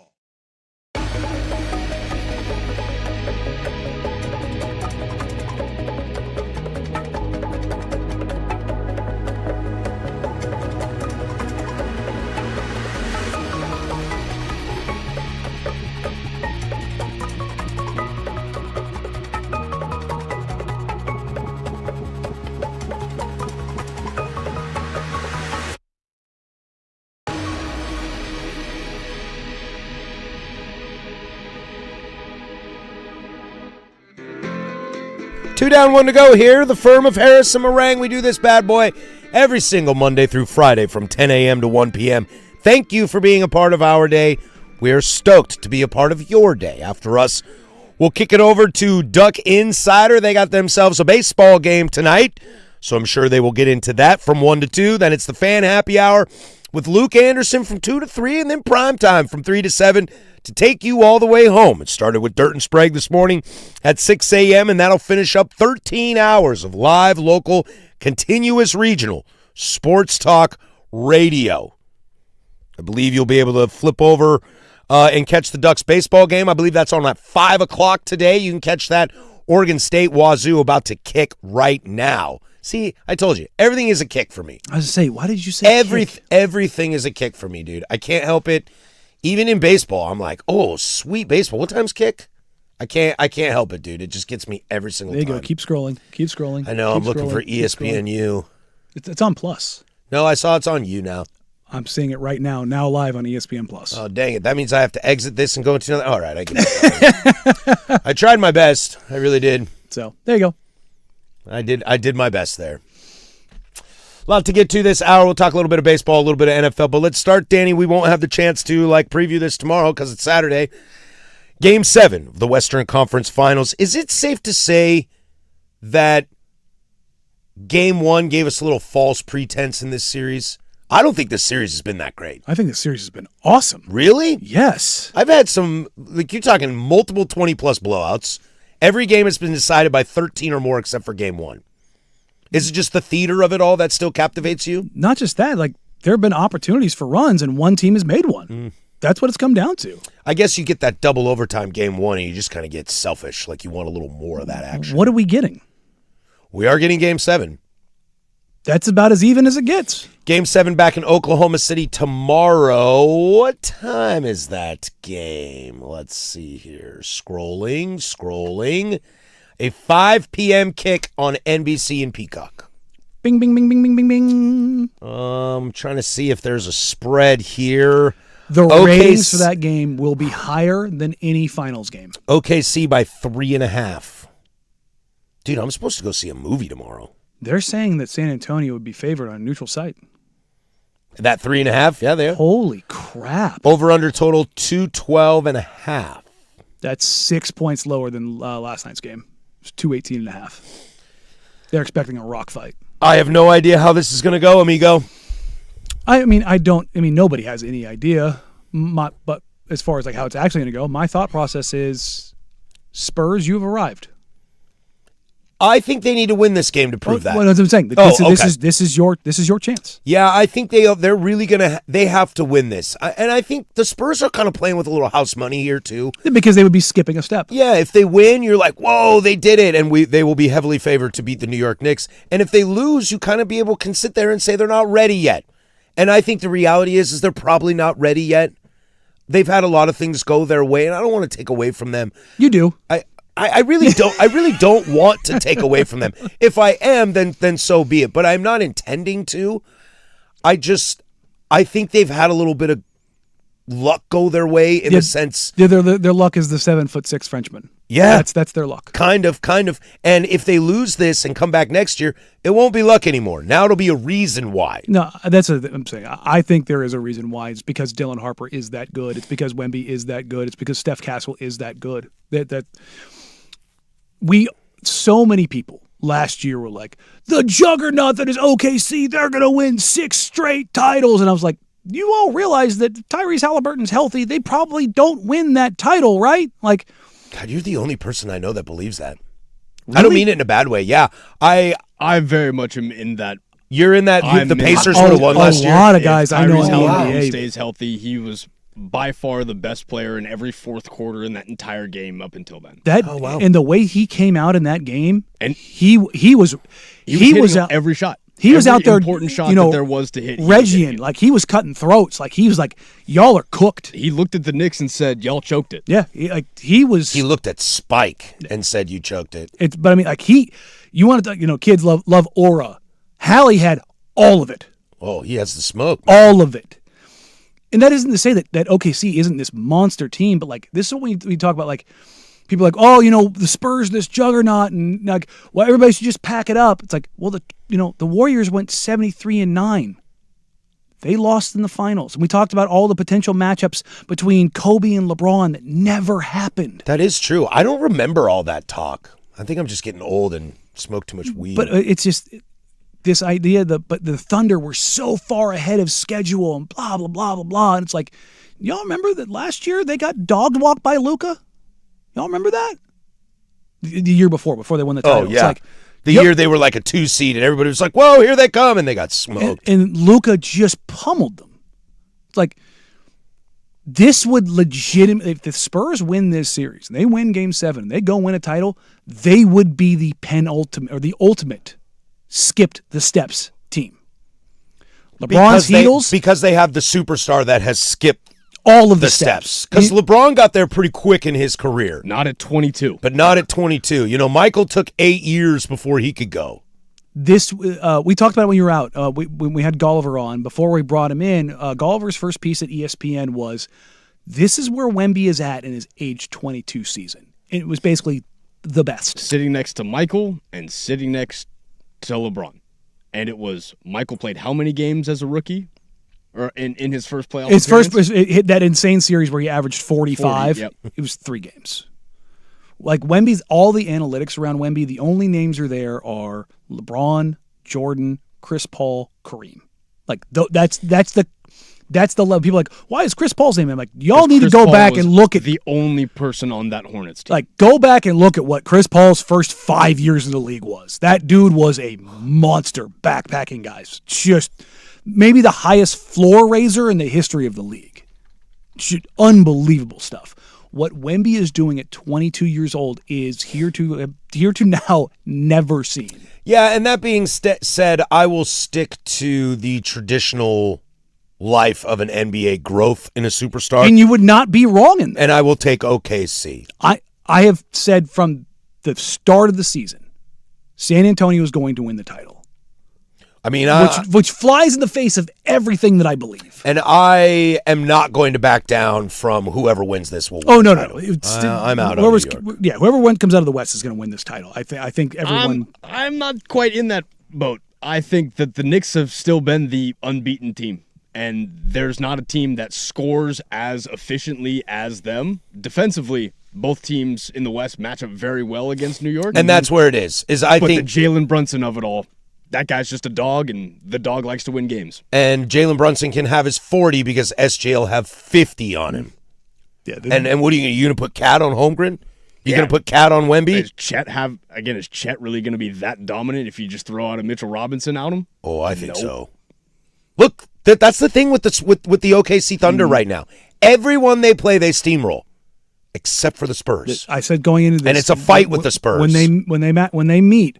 When we talk about matchups, they can neuter everyone on that team. What is the storyline on Monday for OKC if they lose? I don't think it's that they choked. It's that Wemby has. I think there's going to be people that say they choked. And SG. If they lose and SGA has another bad game, will they burn him? They will. They're going to call it a fraudulent MVP and all this kind of stuff, and they should not. But if they have a healthy J-Dub, the outlook on the series looks a lot different. There's no doubt about that. AJ Mitchell has turned out to be a decently needed person as well. But all we heard all season is how deep this Thunder team is. Are they going to win 80 games? And not only that, let's not forget, Spurs didn't have Harper. Spurs didn't have Fox. Like, their injuries have played a part in this. Neither team is fully healthy. And you can say, well, J-Dub's a more valuable part. It's like, sure, you want to say that? Fine. I'd argue Dylan Harper's been more important to the Spurs than J-Dub has been to the Thunder so far in the playoffs. If Oklahoma City loses this, the NBA is gonna do what they say. Blow it up, trade somebody, trade this guy to this person. Oh, go get Giannis. J-Dub is going to be number one on that list. Yeah, go get Jaylen Brown. Go blah blah blah blah. Lou Dort to Toronto. I think Lou Dort's getting moved no matter what. Well, I mean, financially, they're going to have to make some choices around some guys.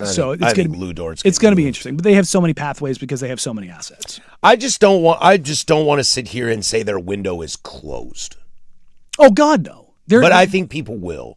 Then they're still extremely young. Yeah, they're still, and they have so many pathways because they have so many assets.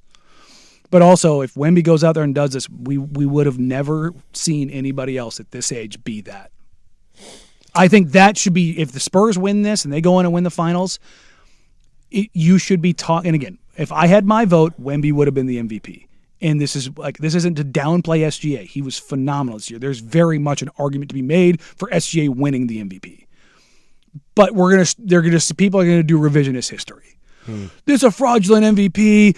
Wemby's this guy. When all of the noise was SGA was the MVP. SGA is the MVP. SGA shot 50 and 40 and 85. That's not a fraudulent MVP. He was incredible from 2 this year. Where has he not been incredible from in this playoffs or in this round? Downtown. Well, no. Just anywhere. But from 2. Honestly, from anywhere. This is a guy who shot, was it 55% from 2? That's bonkers considering the number of 2s that he takes. And I'm not just talking about at the rim. I'm talking about the mid-paint, the mid-range. He shoots an incredible rate. But that dude, the 7'6" Frenchman, he alters all of that. And he does. When you have that capacity, if I'm the NBA, I am ditching any potential for looking at anyone else to be the face of the league.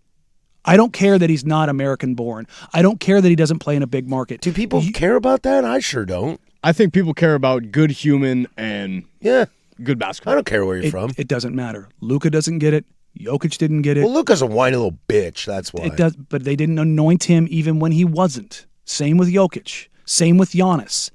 People can say that, I don't believe that. In all reality, it shows up in everything. If you're not American born, you can't be the face of the league. The NBA needs to do a hard pivot and do think about how many people Ant Edwards. When was the last time we talked about Ant Edwards as far as being the face of the league? Been a long time. Remember, it was Tatum. No. No, if you're the NBA, you hitch your wagon to Victor Wembanyama and you ride that thing until the wheels fall off. That's a good point. I trust Adam Silver to make that work. Yeah. We come back. Let's jump into the NFL. QB battle in Minnesota. I don't know if these dudes are on the same page. We'll go there next. This is Portland Sports Leader 105.1 The Fan.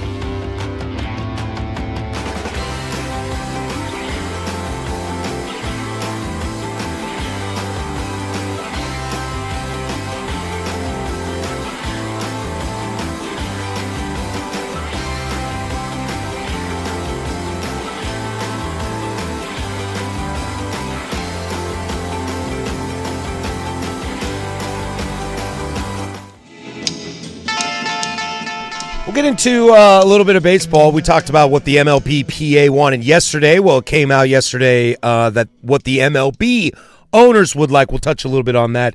But I wanted to jump into the NFL a little bit, Danny. We had some news and nuggies the other day on the NBA or on the NFL, and there's not a whole lot of quarterback controversies going on in the NFL. I think I'd argue this one isn't a controversy either. Well, I know, but there is. It feels like there's always 5 or 6 places that are going to have some form of QB battle, and let's go through it right now. How many are there? Geno's going to start in New York. Arizona has to figure out their situation. But if Jacoby shows up, it's his job. You see what I mean? So maybe Cleveland has a quarterback controversy. The Raiders don't have a controversy as much as who's going to start week 1. I think they're just going to go Cousins for a few weeks. And unless... But I'm with you, that's not a controversy. No, Kirk knows the deal. If the kid's ready, the kid's ready. Richardson might start in Indianapolis because Danny Two Nichols won't be ready. Because his leg's dead. I think they'll probably start Riley Leonard over Anthony Richardson. Is Atlanta a quarterback controversy? 100%. Because if Michael Penix can't stay healthy because of all of the medical red flags that he already has, you have to go with Tua. Tyler Shuck is going to start in New Orleans. Which I wouldn't argue that's a controversy. I think he finished the season second rookie of the year, right? And they finished the season at a positive record. Yeah. So that's his job. So we're probably looking at the Cleveland Browns and the Minnesota Vikings. Oh, and Atlanta. Yeah. Well, the 2 quarterbacks in camp are J.J. McCarthy and Kyler Murray. I believe Kyler speaks first on this. This is what they had to say at OTAs. Could you describe your relationship with J.J. to this point? It's been great.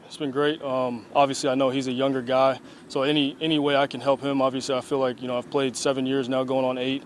So I'm considered a veteran, even though I don't see myself as that. Give him any knowledge that he needs. Again, we're both competitors, and I know, we both want what's best for the team.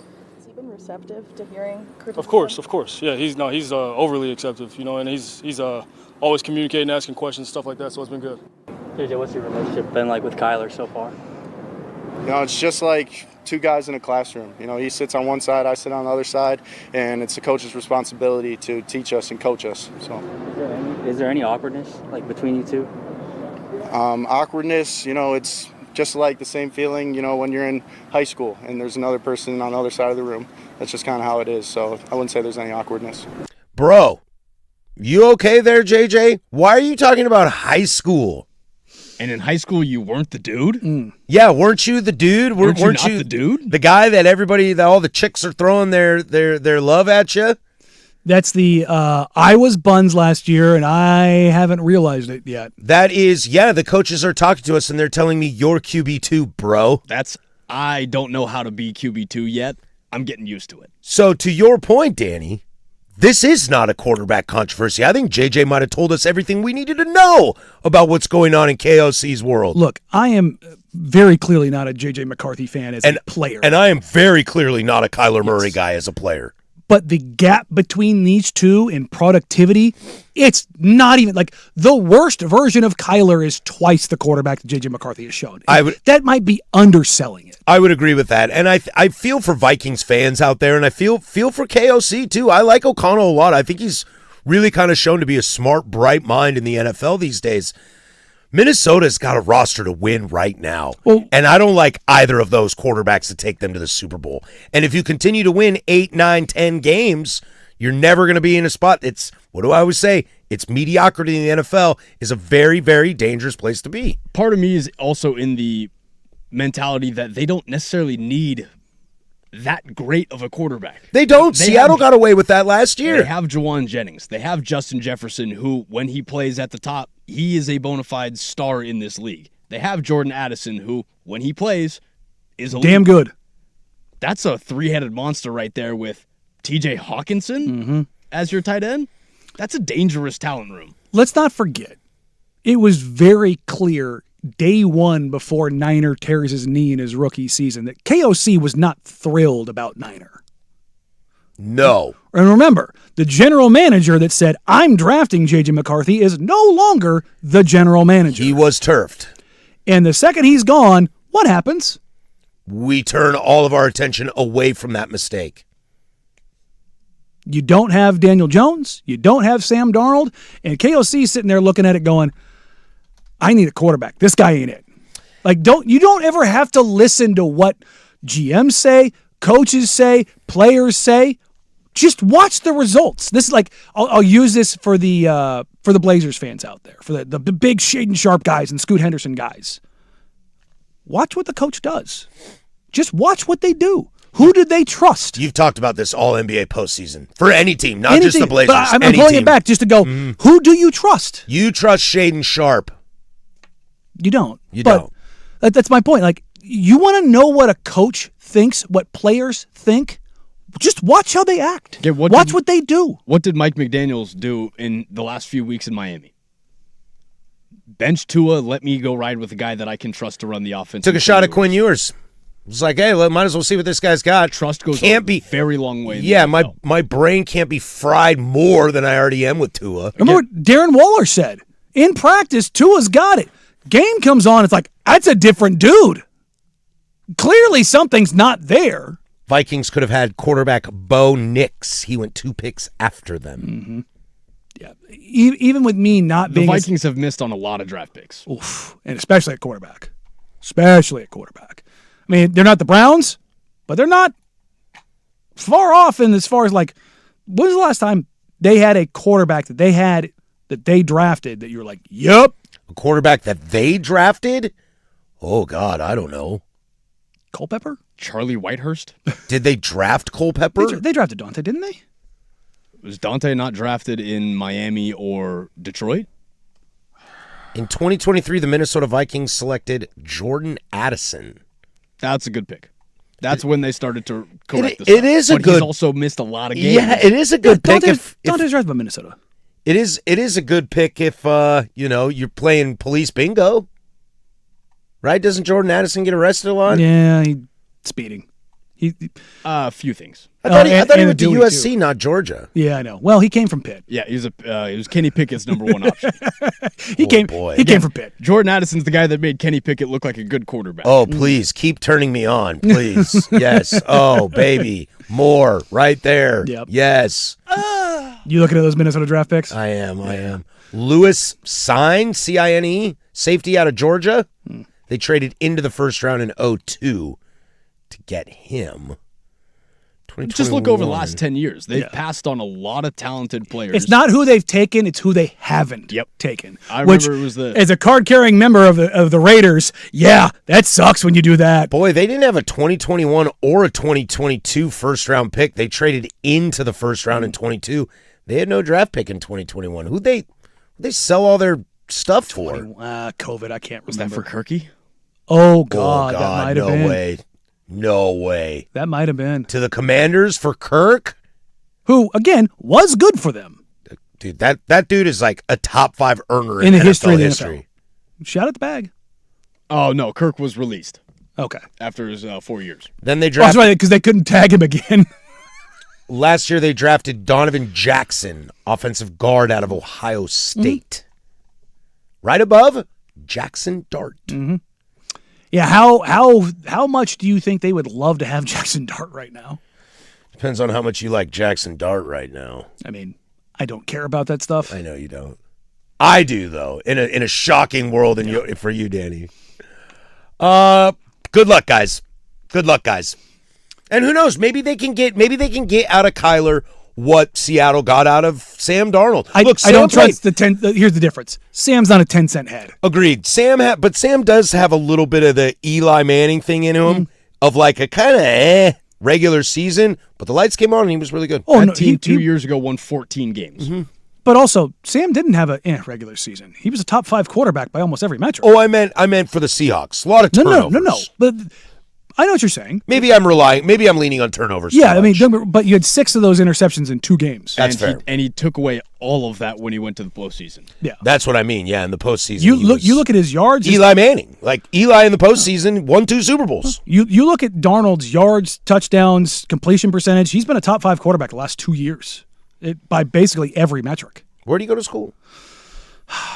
Quarterback U? No, definitely not. See, definitely I knew not. you were going to do this. You're just a homer, dude. Yeah, no. Look, when he came in, what was it, first 5 years in the league, he was one of the guys, really the first since Carson that I thought was going to be a legitimate NFL quarterback. And when he bombed out early on, I was like, I had that one wrong. Oosh. When we come back, Major League Baseball has countered what MLBPA has given to them. We'll go there next. There's Casey with sports.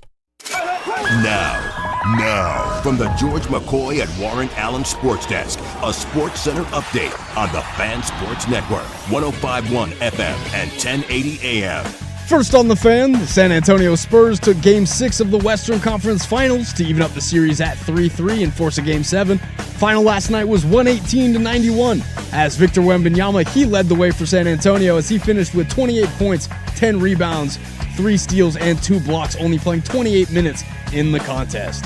Game 7 will be tomorrow at 7 p.m. as both teams travel back to OKC. Your Portland Fire have a big weekend ahead of them as tonight they'll face off against Angel Reese and the Atlanta Dream before hosting Caitlin Clark and the Indiana Fever on Saturday. Make sure to catch all of tonight's game coverage on 105.1 FM and 1080 AM when pregame tips off after primetime wraps up. Over to the ice rink as Tom Dunnan's Carolina Hurricanes hope to clinch the NHL Eastern Conference Series tonight in Raleigh. Hurricanes come into the contest as 1.5 goal betting favorites as the Vegas Golden Knights await the team out of the East. And for more sports scores and stories in 30 minutes, I'm Lowercase from the George McCoy at Warren Allen Sports Desk. Hurt, missing work? The insurance companies acting like jerks? Don't call your mom. Call George McCoy at warrenallen.com. The home of prime time with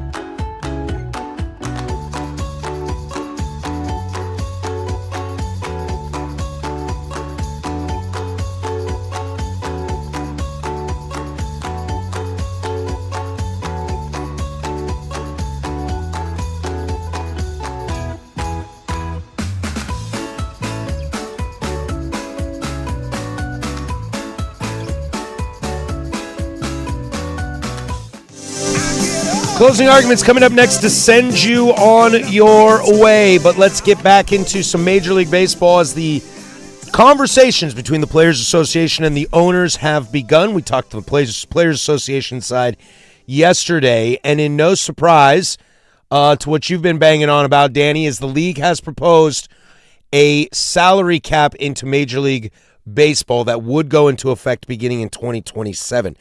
Now, what I find interesting about this, and we don't need to get into whether or not this is going to pass. I think we know where my hopes are, and I know where you feel about this.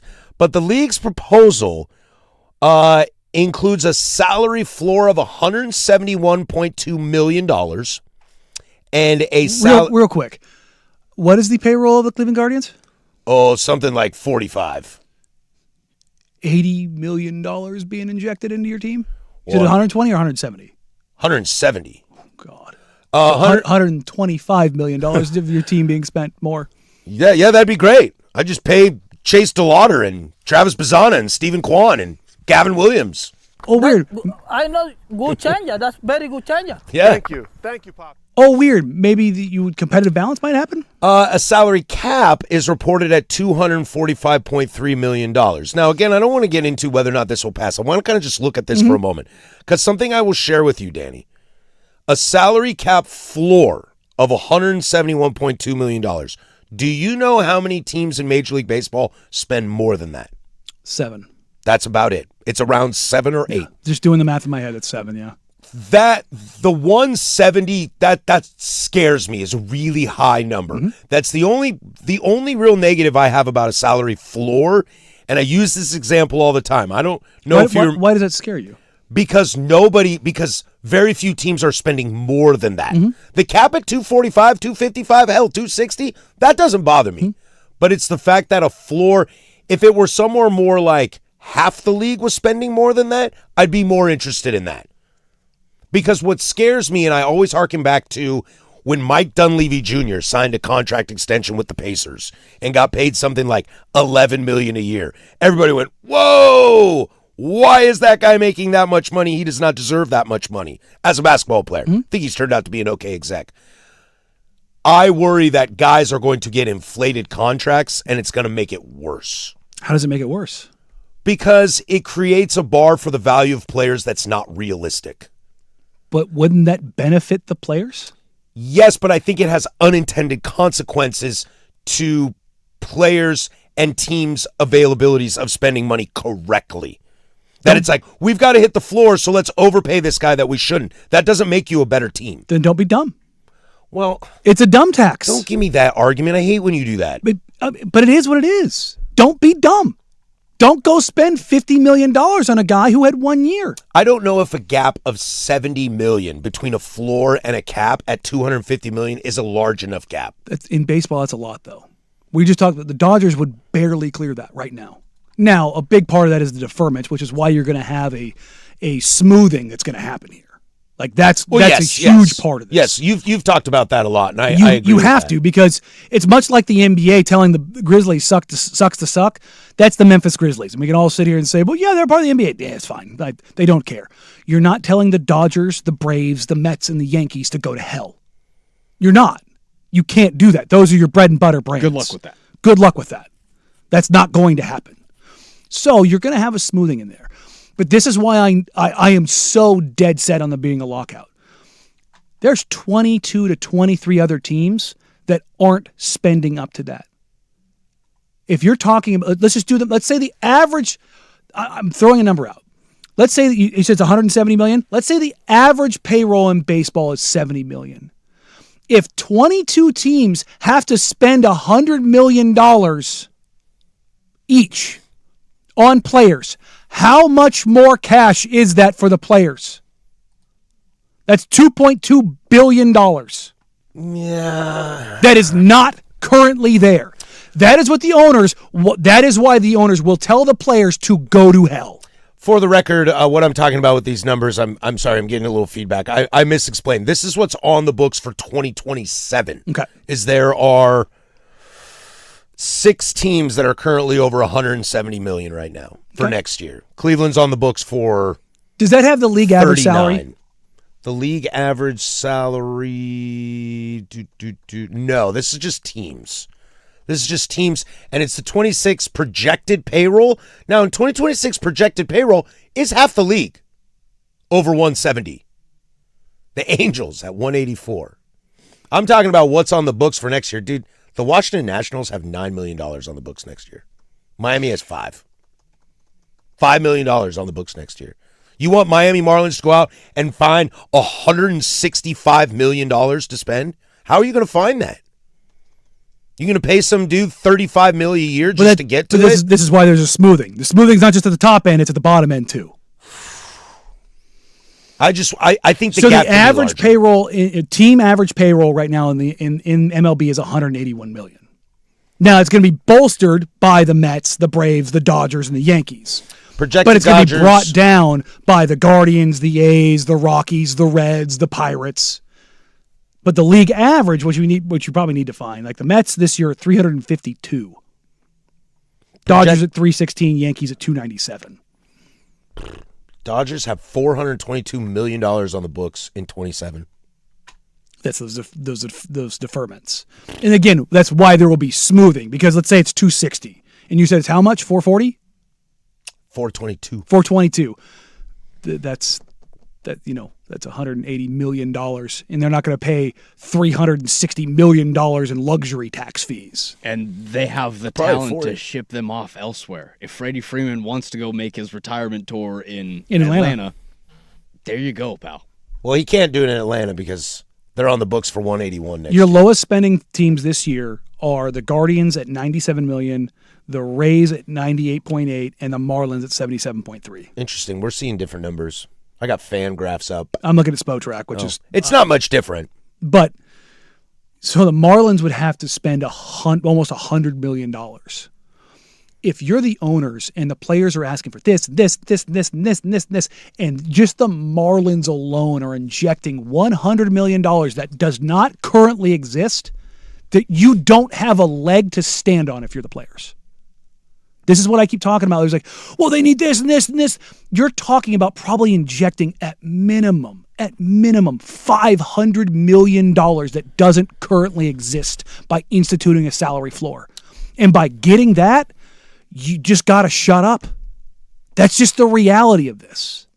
We don't want to put a cap on our earnings. They're injecting $500 million that doesn't currently exist already.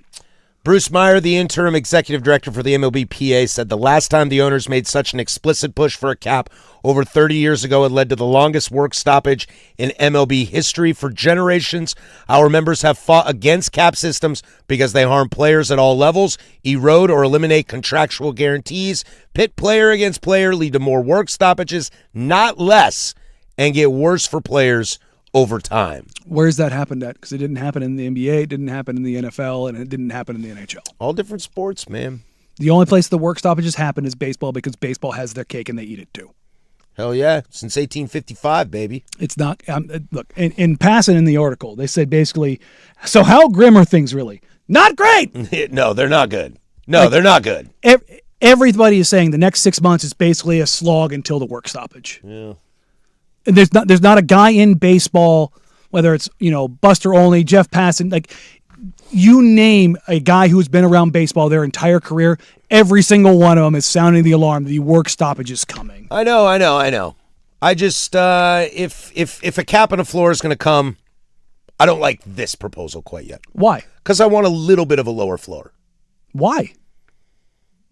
I explained it to you. I'm worried that players are going to get paid money they don't deserve, which makes it harder for players that I worry the unintended repercussions will be players get paid money they are not worth, which in turn will not allow players to get paid money they are worth because you're so close to the cap that someone's going to have to take a lower price because somebody else is getting a higher price, which is what they're talking about, pitting player versus player. The pitting player versus player is then go somewhere else and get the money. Oh, man, not everybody thinks like that, Daniel. This is the decision in the NBA. This is the decision in the NFL. This is the decision in the NHL. Do you want the money or do you want the location? That is the ask. I want to win. Okay, then take less money. If you want to be somewhere, go take less money. That is the argument currently right now going on in the NBA. Let's take the Giannis trade. I've got a year left. If you don't want me, or if I don't want to be there, I'll play my year there, but I'm going to go to free agency. Okay, then a team has got to go clear the deck for you, and you're going to go Carmelo Anthony this thing. That's true. Where are you going to go? Yeah, your best bet is a trade. The Nets can go trade and go clear their cap space. What are you going to have around you? Do you want the money in the location, or do you want to compete? Like that is what drives the competitive balance, and we do not have competitive balance in baseball. We don't. And on the money side and taking care of players, if you're injecting $500 million into it, I don't know how as a player you have any level of argument. And here's the flip side of it. Let's use Shohei as an example, or Garrett Cole. Pick your top or Skeens when he gets there. If the market is $30 million for this, I'm just throwing this out there. It is about 35 for a starter. But let's just use a round number.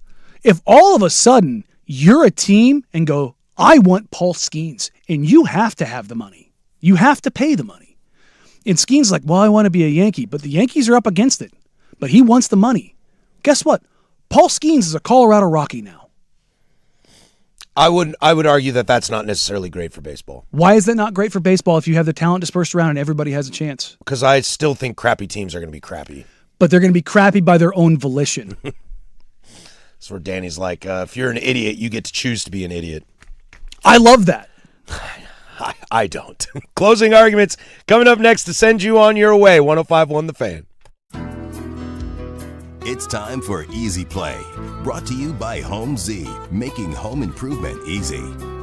San Antonio has it. Johnson to Castle, right wing. Stephon puts it on the deck, drives inside the arc. No look at the rim where Wemby, with one big hand, throws it down. That's Mark Kessinger on ESPN Radio as the Spurs win Game 6 on their own home court, force Game 7, which will be Saturday. It'll be one for the books. Get to a TV as soon as you can. 5 o'clock. This Easy Play brought to you by Home Z. Use Home Z's online calculator to estimate your project instantly. Make it easy. Call Home Z. That's HOMZE. HomeZ.com. We just finished our...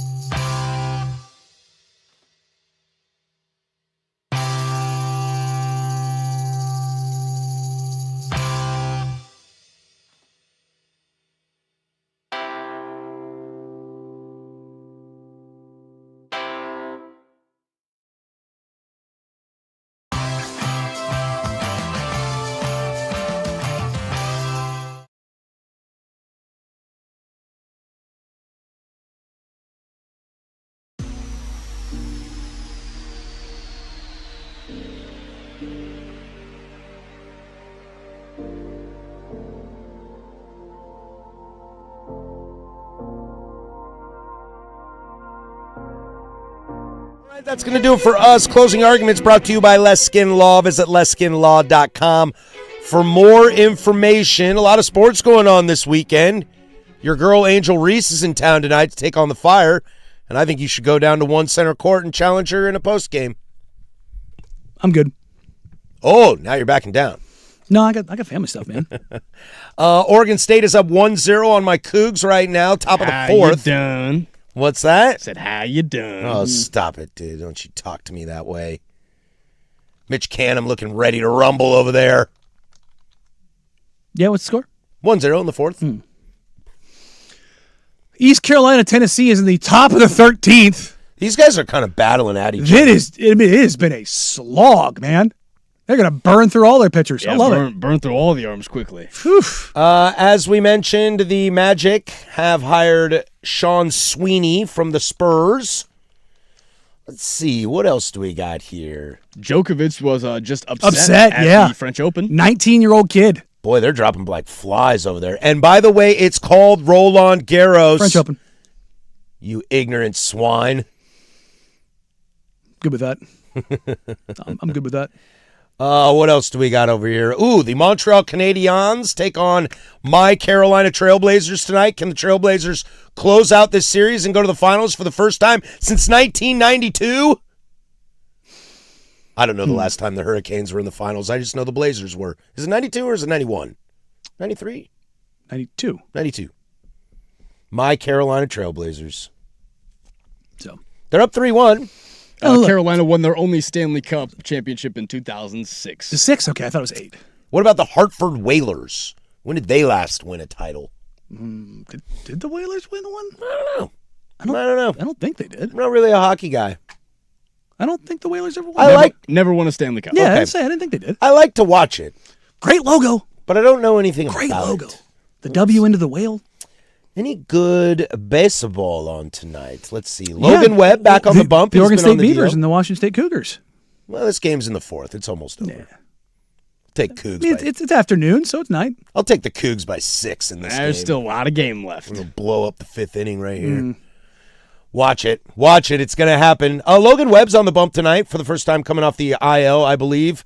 Carlos Rodon for the Yanks tonight against the A's. George Kirby on the bump for the Mariners. And have you seen this Robleski kid in L.A. for the Dodgers? No. He's pretty good. He's throwing against Zach Wheeler tonight. Just had a squeeze play. Got it off. Oh, man. Got it off. East Carolina scores in the top of the 13th. I'll tell you what. I got no love for SEC schools, but, man, that Tennessee orange is sexy to me. There's not a jersey they have that doesn't just absolutely bang. I mean, orange is like my favorite color. Fruit, fake candy. It's green. I love orange a lot.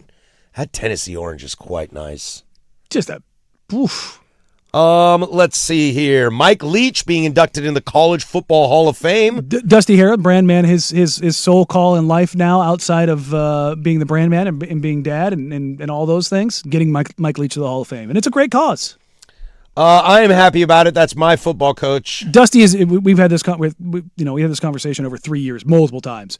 You cannot tell the story of college football without Mike Leach. No, you cannot. You cannot tell Really? the story. No. No, you cannot. That warms my heart. No, Mike the Pirate is a Hall of Famer. That warms my heart. Pioneer of the air raid, just an absolute character.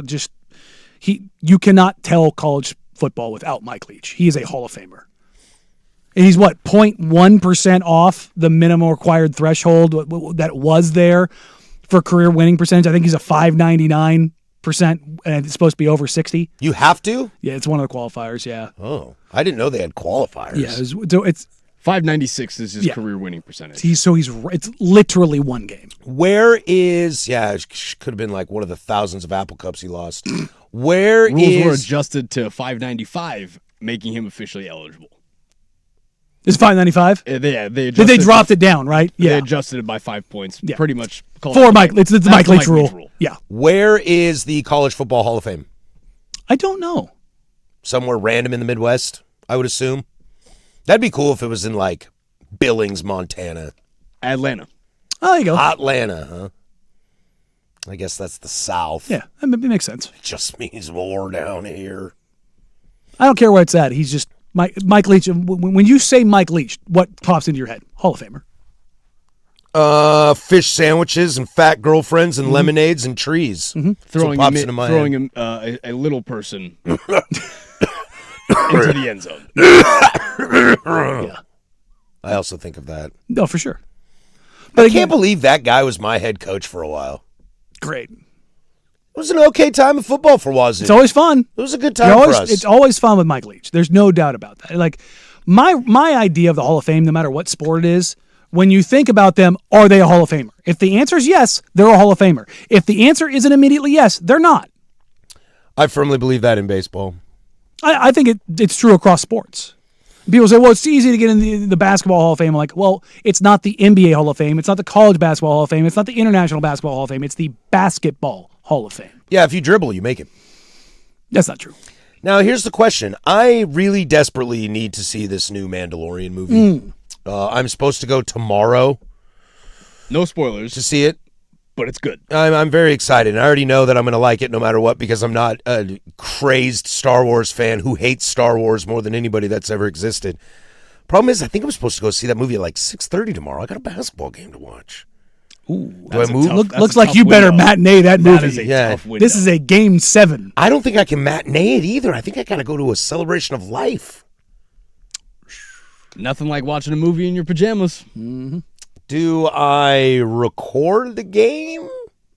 Watch it at home? Good luck with that. Yeah, I don't know about that. That's playing with fire. That is playing with fire. I don't know if I can do that. Champions League finals tomorrow at 9 a.m. I'm going to watch that in the morning. Arsenal and PSG. Got me rooting for the French. And it ain't Arsenal. Yeah, I'll tell you that. I am definitely not pulling for Arsenal in this.